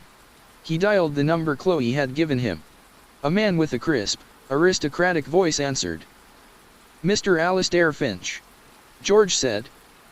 "Speaking." "My name is George. George Vance. My niece, Chloe Vance, said you were looking for a craftsman."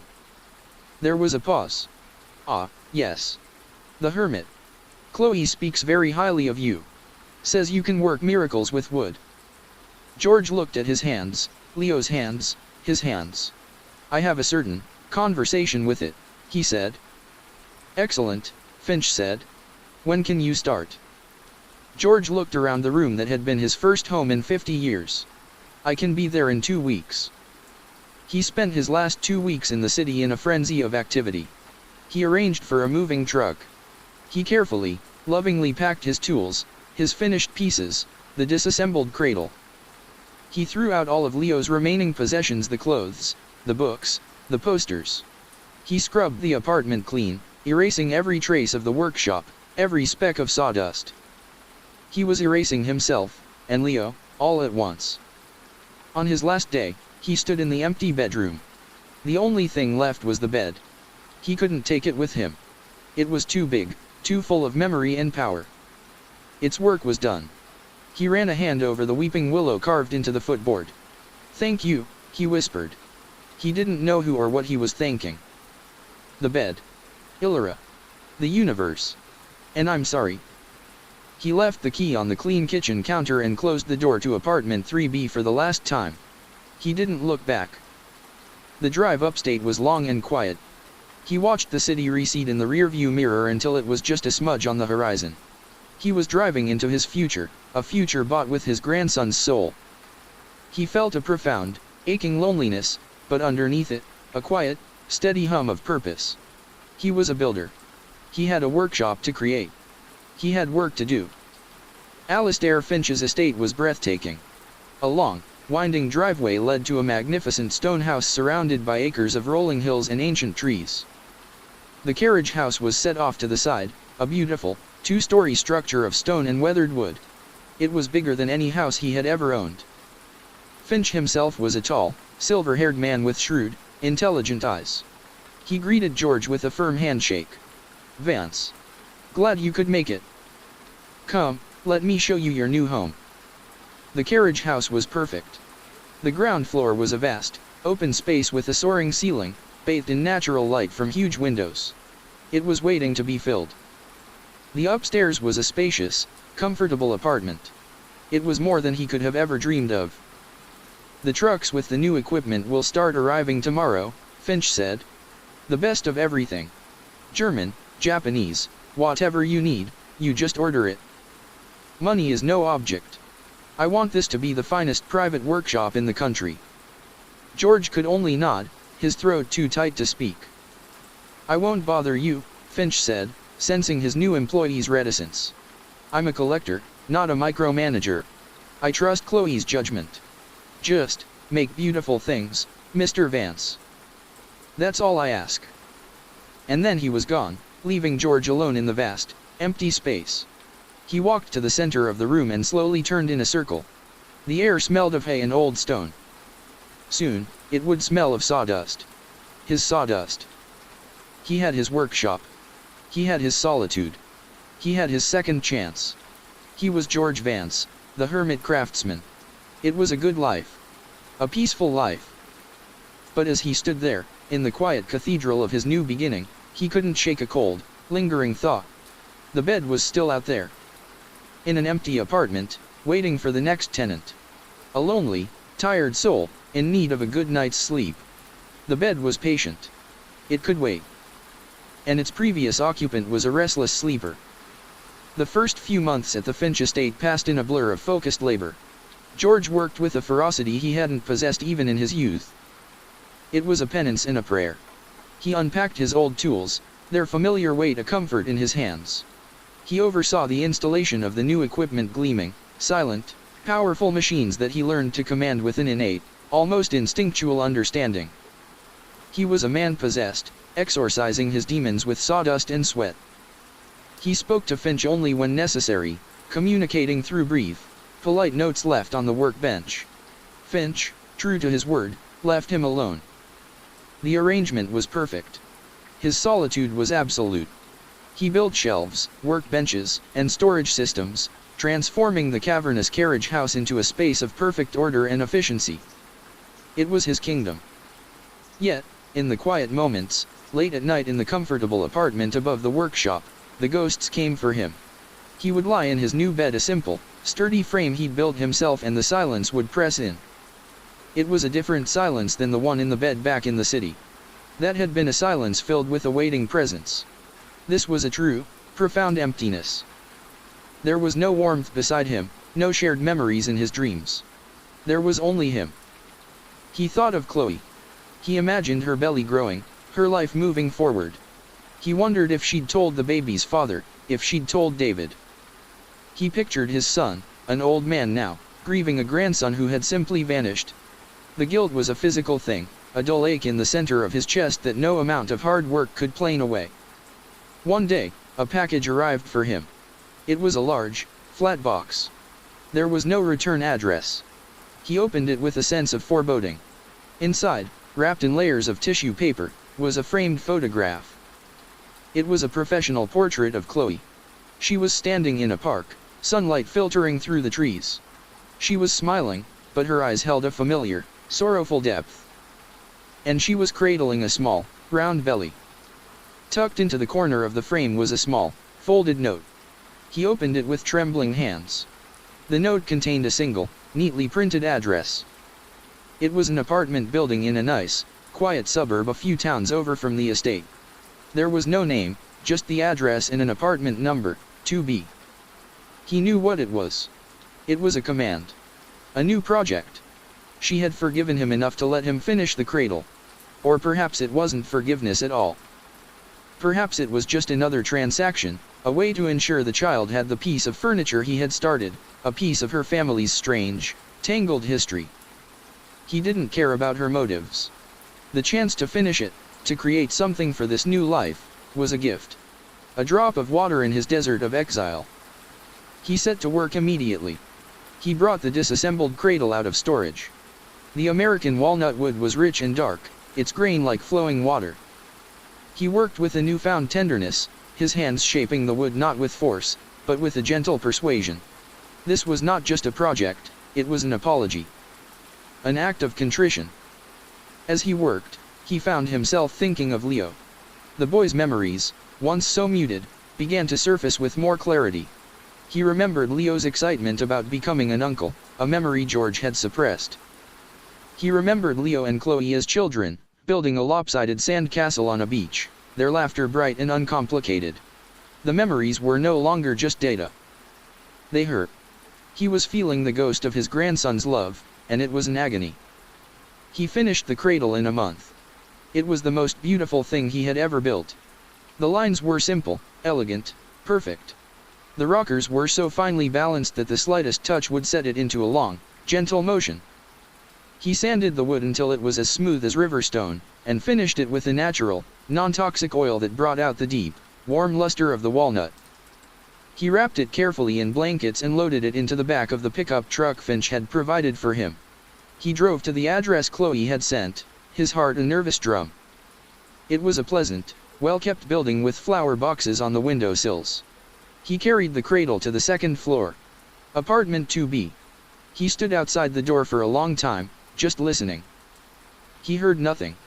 He knocked softly. The door opened a few inches, held by a security chain. Chloe peered through the gap. Her face was fuller, her expression wary.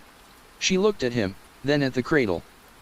Without a word, she closed the door, unlatched the chain, and opened it fully. She stepped aside to let him in. The apartment was bright and airy, filled with baby things. A crib, a changing table, a row of tiny clothes hanging on a line. She had moved in with the baby's father. A man George would never know. He set the cradle down in the middle of the living room. It looked as if it had been made for the space. Chloe walked around it, her hand hovering over the wood, just as it had with his tools. She touched the headboard, her fingers tracing the gentle curve. "It's beautiful," she whispered. "It's for the baby," he said, his voice thick. "A boy or a girl?" "A boy," she said, still not looking at him. "We're calling him Leo."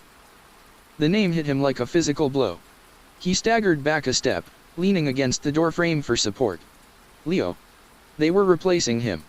Erasing him with a new life. It was a perfect, brutal kind of closure. "Chloe," he started, but he didn't know what to say. She finally looked at him, and for the first time since that day in the apartment, he saw something other than anger or fear in her eyes. He saw a profound, bottomless sadness. "It was my fiancé's idea," she said. "He knew how much my brother meant to me. He wanted to honor him." "He doesn't know," George stated. It wasn't a question. "No one knows. No one will ever know. Except you and me." She looked at the cradle. "Thank you for this. It's a piece of him. A piece of all of you." My father will be the one to give it to us, officially. He'll think it was something you were working on before you left. Another lie. Another layer to the story. His entire existence was now a fiction, propped up by the careful architecture of his granddaughter's grief. I should go, he said. There was nothing more to say. He had delivered the apology. The transaction was complete. Wait, she said as he turned to leave. There's something else. She went to her purse and took out a small, sealed envelope. She handed it to him. This came to the old apartment. The landlord forwarded it. It's addressed to Leo. He took the envelope. It was a standard business envelope, from a law firm he didn't recognize. He looked at Chloe, a question in his eyes. I don't know what it is, she said. I thought about throwing it away. But it felt wrong. It's the last piece of his mail. The last piece of him. You should open it. He nodded, tucking the envelope into his jacket pocket. He gave her and the cradle one last look. Goodbye, Chloe. Goodbye, Grandpa, she said, the word no longer a weapon, but a quiet, tired acknowledgement of their shared, impossible secret. He drove back to the estate in a daze. The meeting with Chloe, the news of the baby's name, it had unsettled him more than he could have imagined. He felt hollowed out, a vessel containing nothing but old grief and new guilt. He sat in his quiet apartment above the workshop and looked at the envelope. He didn't want to open it. It was a letter for a dead man. Whatever it was, a bill, a jury summons, an alumni donation request, it belonged to a world he had left behind. But Chloe's words echoed in his mind. The last piece of him, he owed it to the boy.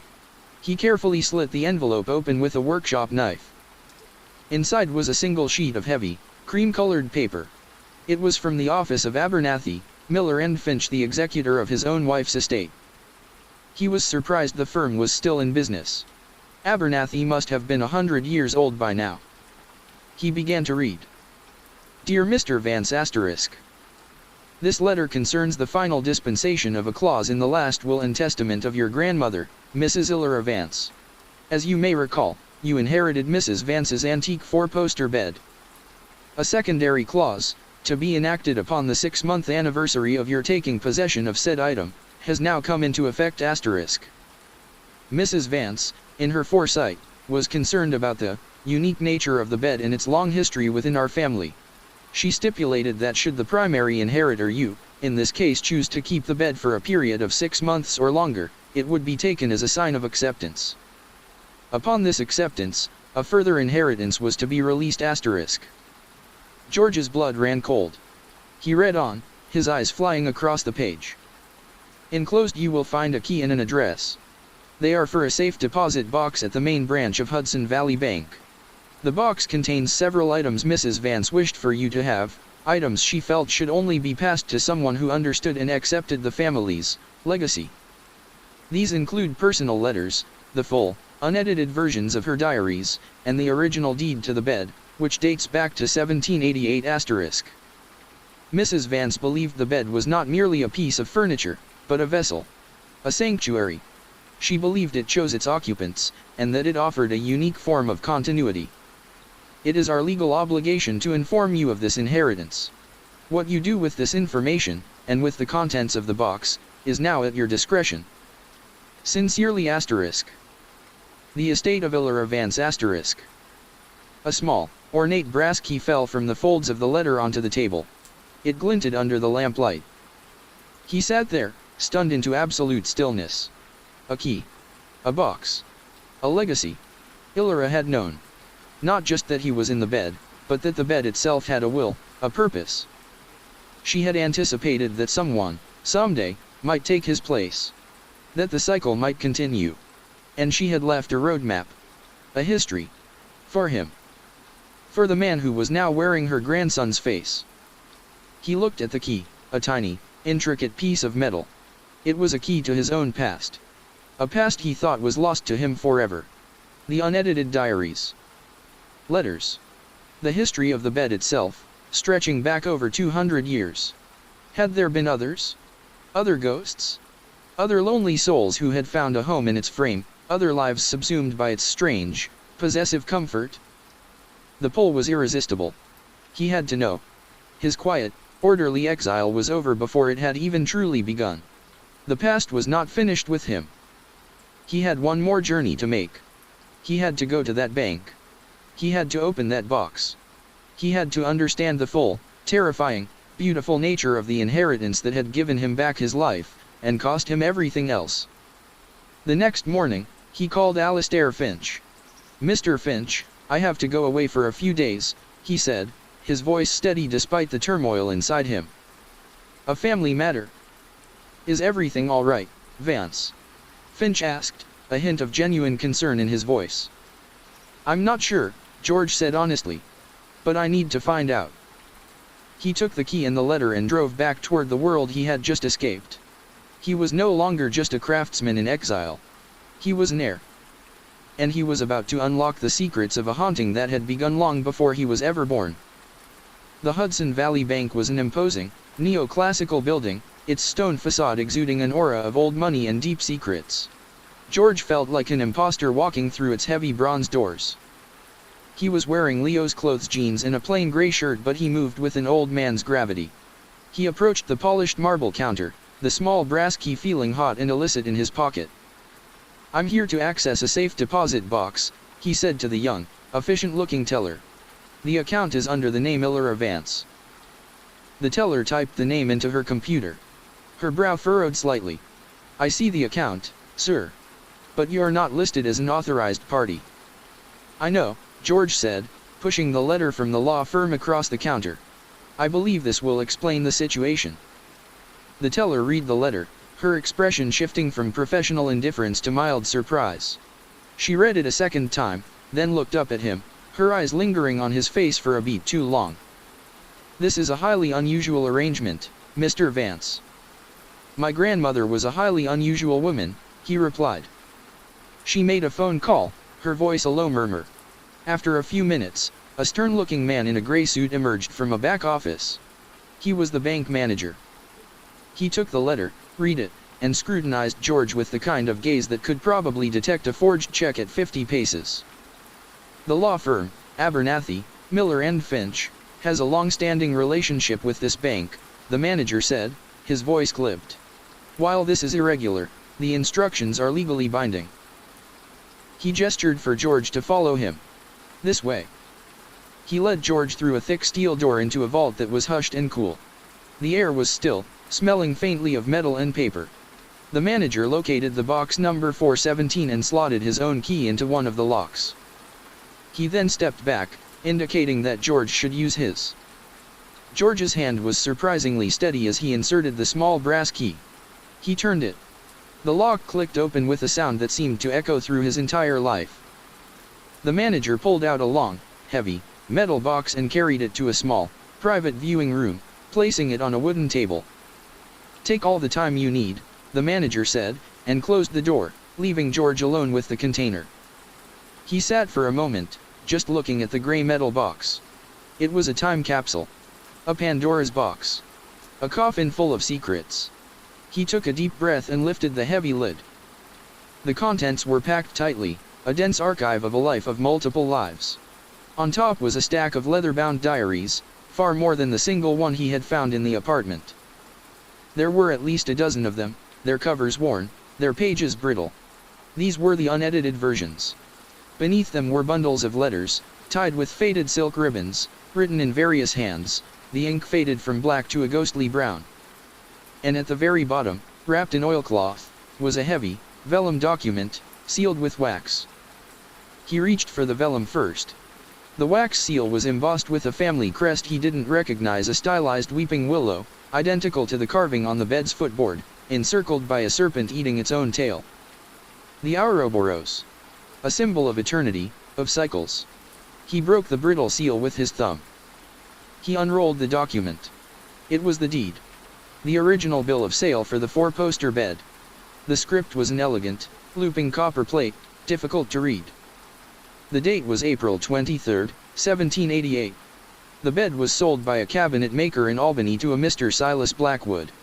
The description was detailed, *a grand four-poster frame of finest mahogany, with headboard carved to depict the Arcadian plains, and footboard showing a weeping willow of masterful detail. for the sum of £26 sterling. Asterisk. There was more. Attached to the deed were subsequent documents, amendments, and addendums, passed down through generations. Each one was a transfer of ownership, always within the same family line. Blackwood to Blackwood. Then a daughter married a man named Morrow. The bed became the property of the Morrows. Then a Morrow daughter married a Vance, his own great-grandfather.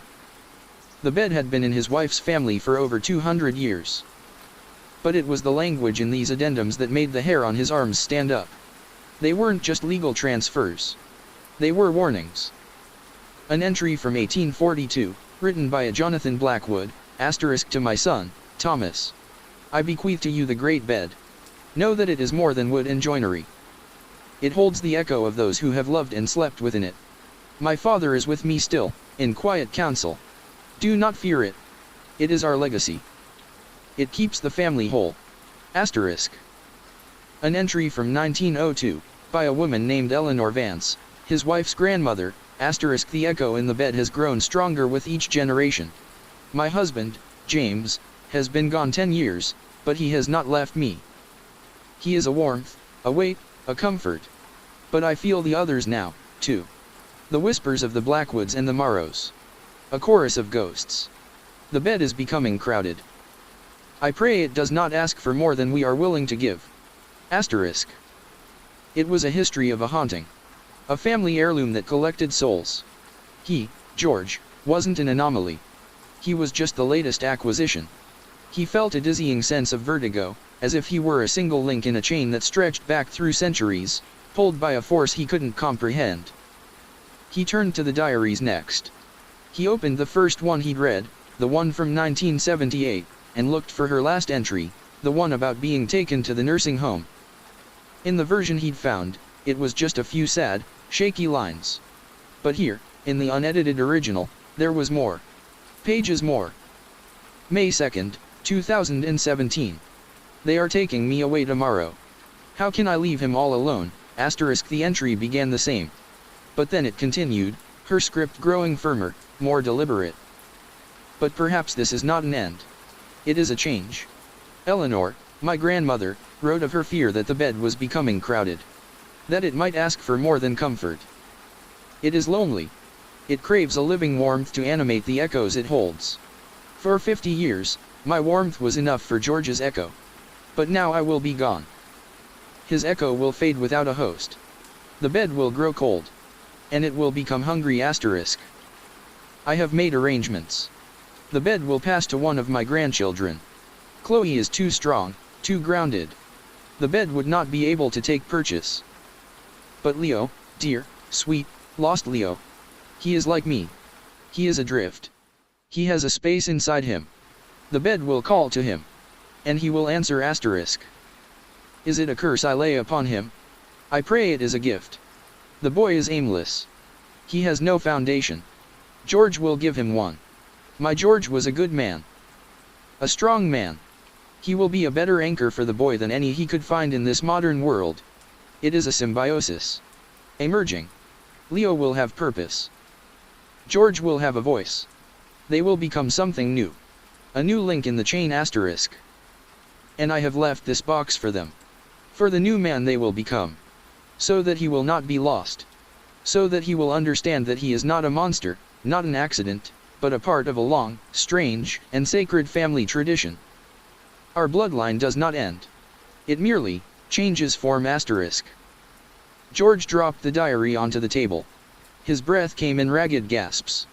This wasn't an accident. It wasn't a curse. It was a plan. A calculated, deliberate act of love and desperation from a woman who would do anything to keep her family, her husband, from disappearing. She hadn't just allowed him to take over Leo. She had orchestrated it. She had chosen her grandson as a sacrifice. A vessel. The love he had felt for her, the pure, uncomplicated memory of the woman he had married, curdled into something far more complex. It was a love mixed with awe, with terror, with a profound, unsettling sense of being a pawn in a game he never knew he was playing. He spent the rest of the day in that small, airless room, piecing together the story from the letters and diaries. The bed was a psychic battery, charged by the lives and deaths of its occupants. It held their echoes, but an echo was a faint thing, a memory that faded over time. Unless it had a host. A living person to bond with. It was a form of possession, but a symbiotic one. The host gained the memories, the skills, the personality of the echo. The echo gained a continued existence.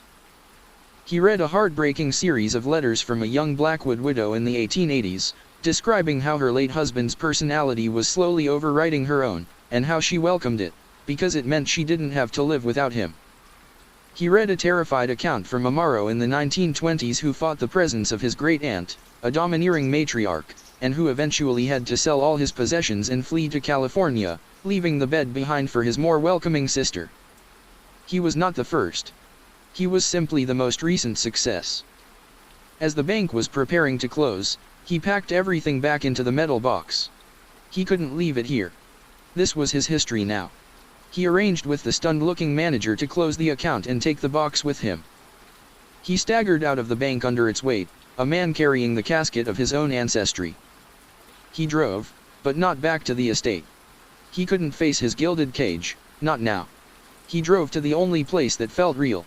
He drove to the cradle. He arrived at Chloe's apartment complex late in the evening. He didn't go to her door. He just parked across the street, in the shadows, and looked up at her window. The lights were on. He saw silhouettes moving behind the curtains. A life was unfolding in there, a life he was forever barred from. He reached into the box on the seat beside him and pulled out the last bundle of letters. They were his own letters, the ones he had written to Illyra from overseas during the war. He hadn't seen them in over 70 years. He read one, his own young, earnest voice speaking to him from the page, full of hope and fear and a desperate love for the girl waiting for him back home. A figure appeared at Chloe's window. It was a man, holding a small bundle. He rocked it gently. The baby. His great-grandson. Leo. And in that moment, the full weight of Illyra's plan, of the family's legacy, settled upon him. This was the price. For him to live, Leo had to die. For the family to continue in its strange, spectral way, the next generation had to be sacrificed. The serpent was eating its own tail, devouring its young to sustain itself. He thought of the bed, back in the empty apartment. Who would move in next? Another lost soul? Would the bed call to them? It was empty now. The echo of George Vance was no longer in residence. The bed was hungry. What would happen to the next person who slept in it? Without a specific echo to host, would they be overwhelmed by the chorus? Would they be driven mad by the whispers of the Blackwoods and the Morrows and all the others? A new, cold dread washed over him. Illyra's plan had a fatal flaw. She had ensured his continuity. But in doing so, she had untethered the haunting from its primary ghost. He had been the anchor. Now, the bed was just a container of chaotic, hungry psychic energy. He hadn't just inherited a life. He had inherited a responsibility. He started the car. He knew what he had to do. It wasn't about him anymore. It wasn't about his work, his solitude, his grief. It was about protecting the innocent. It was about ending the cycle. He had to go back. He had to reclaim the bed. And he had to destroy it. The drive back to the city was a grim pilgrimage. George felt the weight of 200 years of haunted history sitting in the metal box beside him. He was no longer just a man who had stolen a life, he was the self-appointed custodian of a cursed legacy, and its executioner. He arrived at Leo's old apartment building well after midnight. A light was on in a third-floor window. Apartment 3B. His heart sank. Someone had moved in.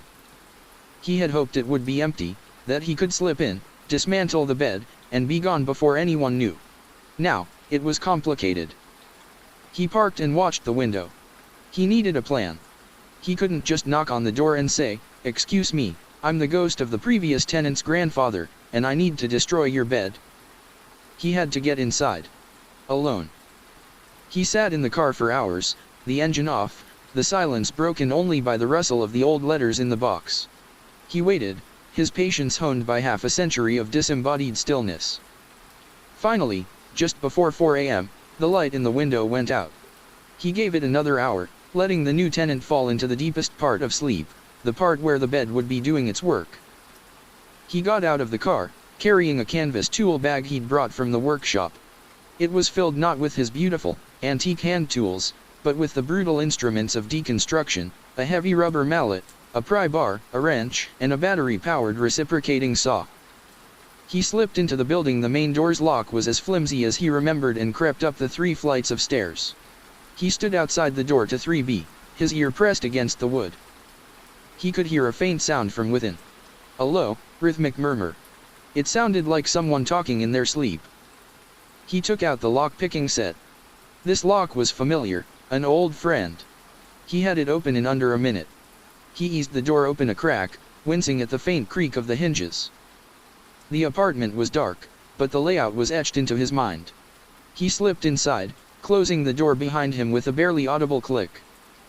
The living room was different. It was filled with cheap, particle board furniture and the clutter of a young person's life. Video game consoles, stacks of graphic novels. But the air was the same. It was thick, heavy, and cold. And it smelled faintly of lavender and something else.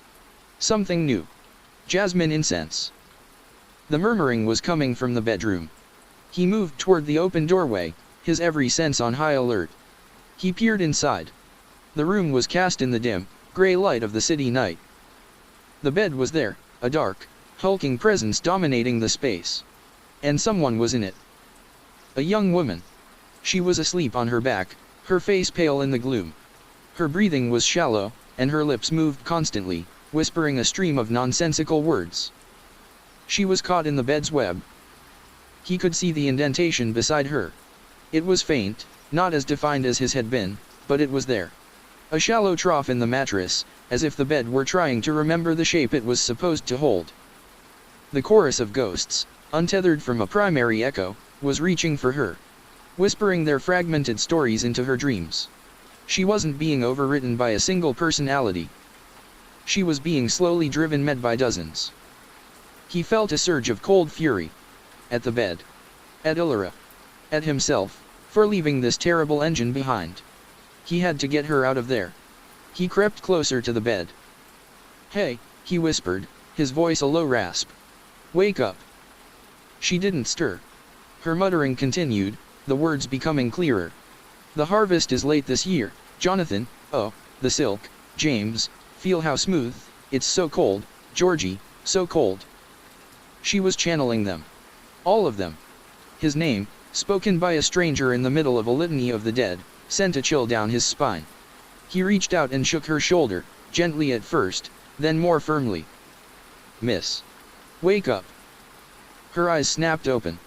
They were wide with a wild, unfocused terror. She stared at him, at the old man looming over her in the darkness, and she opened her mouth and screamed. It was a raw, piercing shriek of pure, unadulterated fear. "It's okay. I'm not going to hurt you," he said, holding his hands up. "I'm here to help." But she didn't hear him. She scrambled away from him, crab walking backward off the bed until her back hit the far wall, her eyes still locked on him.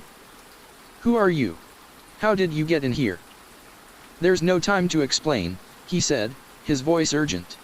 "You have to get out of this bed. It's not safe." "Get away from me," she shrieked, grabbing a heavy art history textbook from her nightstand and holding it like a shield. "I'm calling the cops." He knew he had only seconds. He ignored her and turned to the bed. He grabbed his tool bag, pulled out the reciprocating saw, and jammed the battery into place with a loud click. The saw whirred to life with a deafening roar. The woman's scream hitched in her throat, her terror replaced by stunned disbelief. He didn't hesitate. He jammed the saw blade into one of the thick, carved posts at the foot of the bed and pulled the trigger. The blade bit into the ancient mahogany, spewing a cloud of dark sawdust. The sound was a high-pitched scream of tortured wood. It was a desecration. It was a mercy. The air in the room changed instantly. A wave of intense, psychic pressure slammed into him, a silent, multi-voiced scream of outrage. It felt like a physical blow. The temperature in the room plummeted. The scent of lavender and jasmine was replaced by a cloying, swampy smell of decay and damp earth. The chorus of ghosts was fighting back. He gritted his teeth and kept cutting. The post was thick, the old wood dense and hard as stone. The saw bucked in his hands. He could feel their rage, their despair. They were losing their home, their anchor, their world.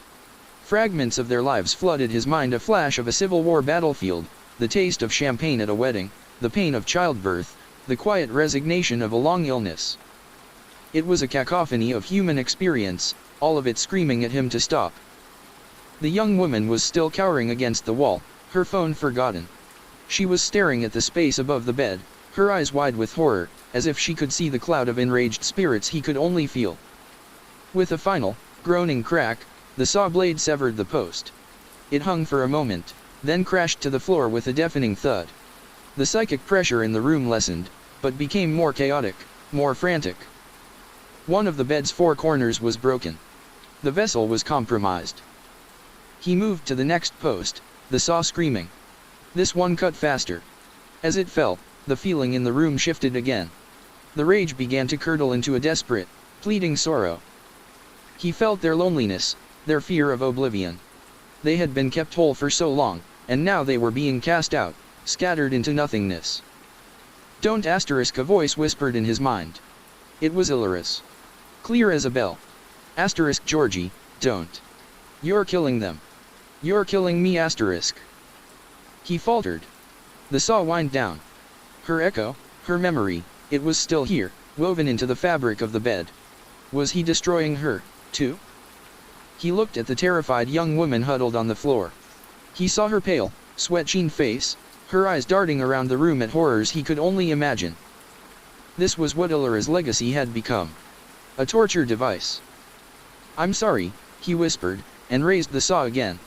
He attacked the headboard, the beautifully carved pastoral scene splintering and shattering under the blade's assault. With every cut, another voice in the chorus went silent. Another ghost winked out of existence. He was a murderer, committing 100 spectral homicides. He cut the final post. It crashed to the floor, and with it, the last of the psychic energy dissipated. The oppressive cold vanished. The air cleared. The room was just a room again, filled with the smell of freshly cut wood and the wreckage of a 200-year-old bed. Silence. George stood in the middle of the carnage, his chest heaving, the heavy saw hanging from his hand. He was just an old man in a ruined bedroom. He looked over at the young woman. The frantic terror had left her eyes. She was just staring at the pile of splintered mahogany, a look of profound exhaustion on her face. What was that? She whispered, her voice hoarse. For weeks, the dreams. I thought I was losing my mind. You weren't, George said, his own voice weary. You were just sleeping in a very, very old bed. He heard a new sound then, from outside. A rising siren. Someone must have heard the screaming, the saw.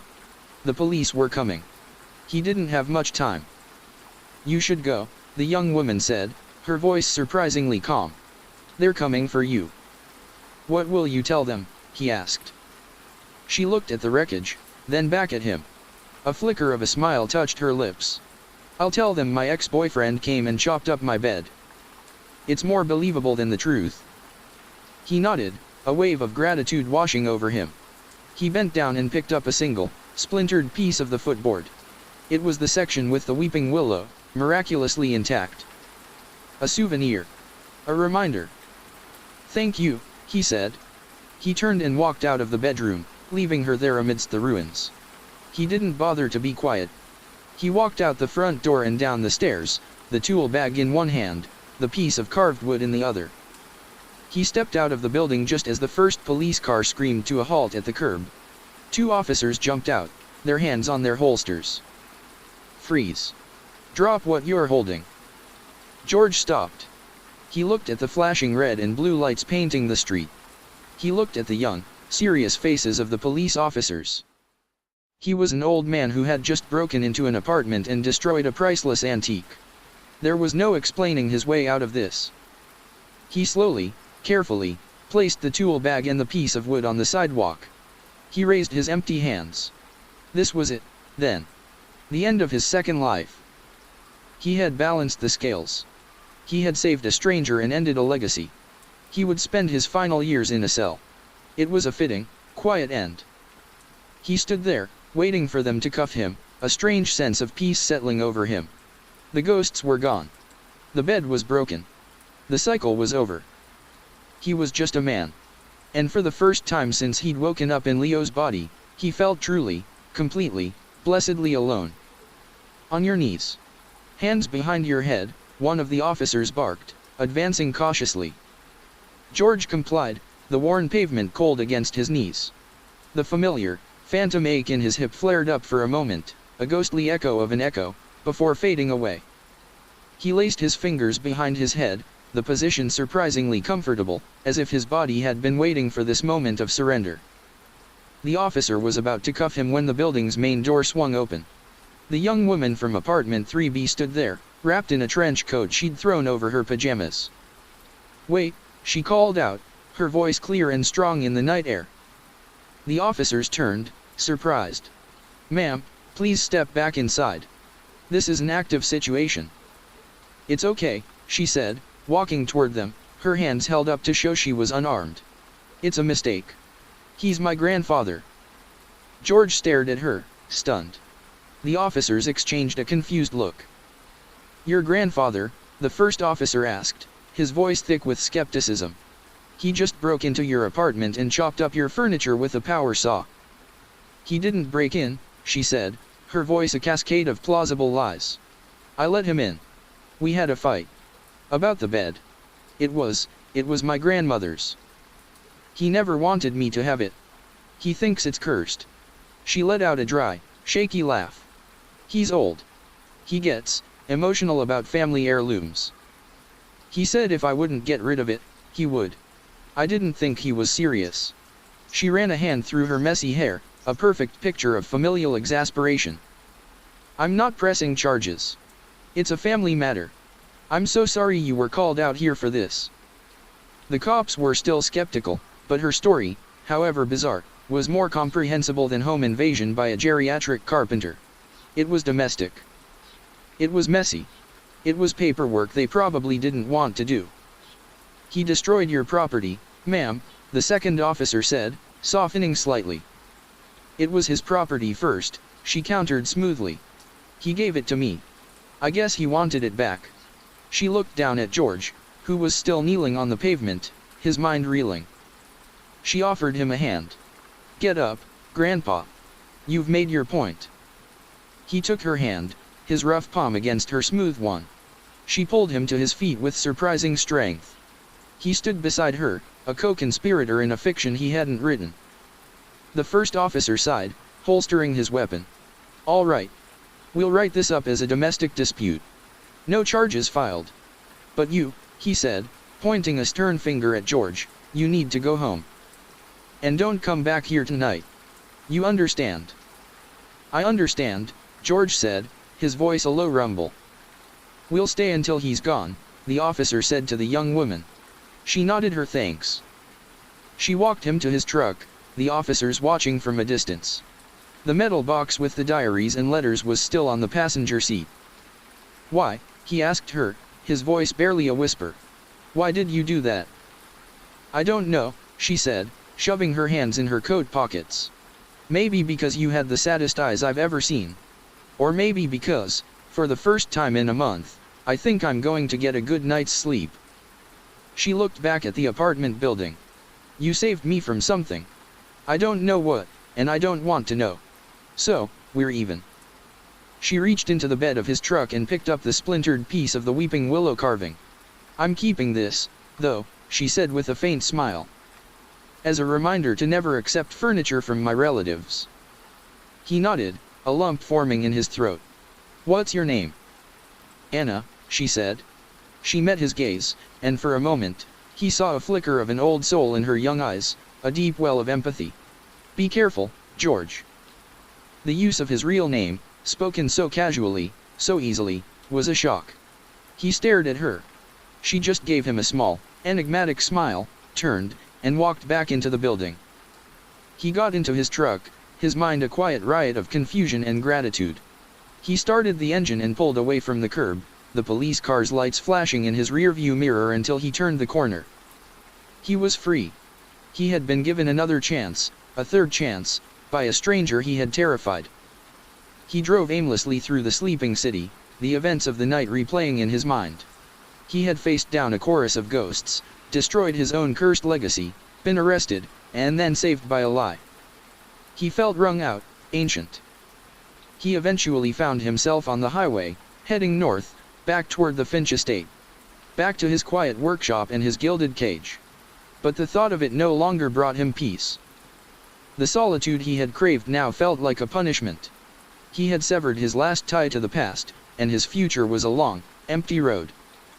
He drove all night, and as the sun rose, casting a pale, rosy light over the rolling hills of the Hudson Valley, he knew he couldn't go back to the estate. He couldn't go back to being a hermit, hiding from a world he had fought so hard to rejoin. He had been given a life, Leo's life, and he had treated it as a costume. He had been so focused on being George Vance, the builder, that he had forgotten to just be a man. He pulled over at a rest stop, the truck engine humming. He took out the metal box.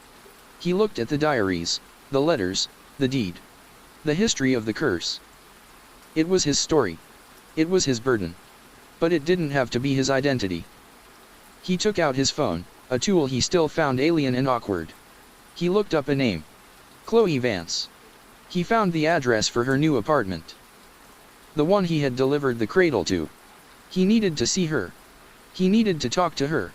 Not as her grandfather, not as a ghost, but as the man who was now, for better or worse, the custodian of their family. He drove to her town, his resolve hardening with every mile. He parked down the street from her building, the same way he had before, but this time he wasn't there to watch from the shadows.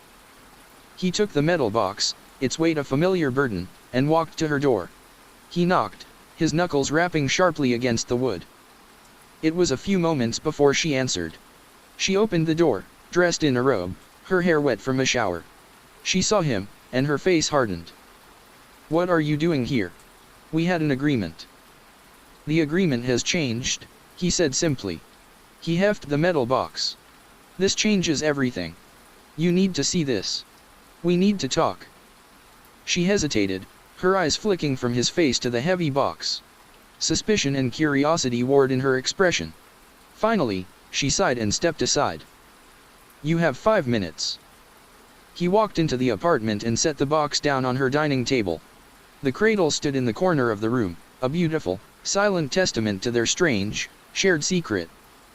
He opened the box and took out Illyra's last, unedited diary, the deed to the bed, and a handful of the old letters. "Your great-great-grandmother believed the bed was a sanctuary," he began. He told her everything. About the Blackwoods and the Morrows. About the echoes. About the bed growing hungry.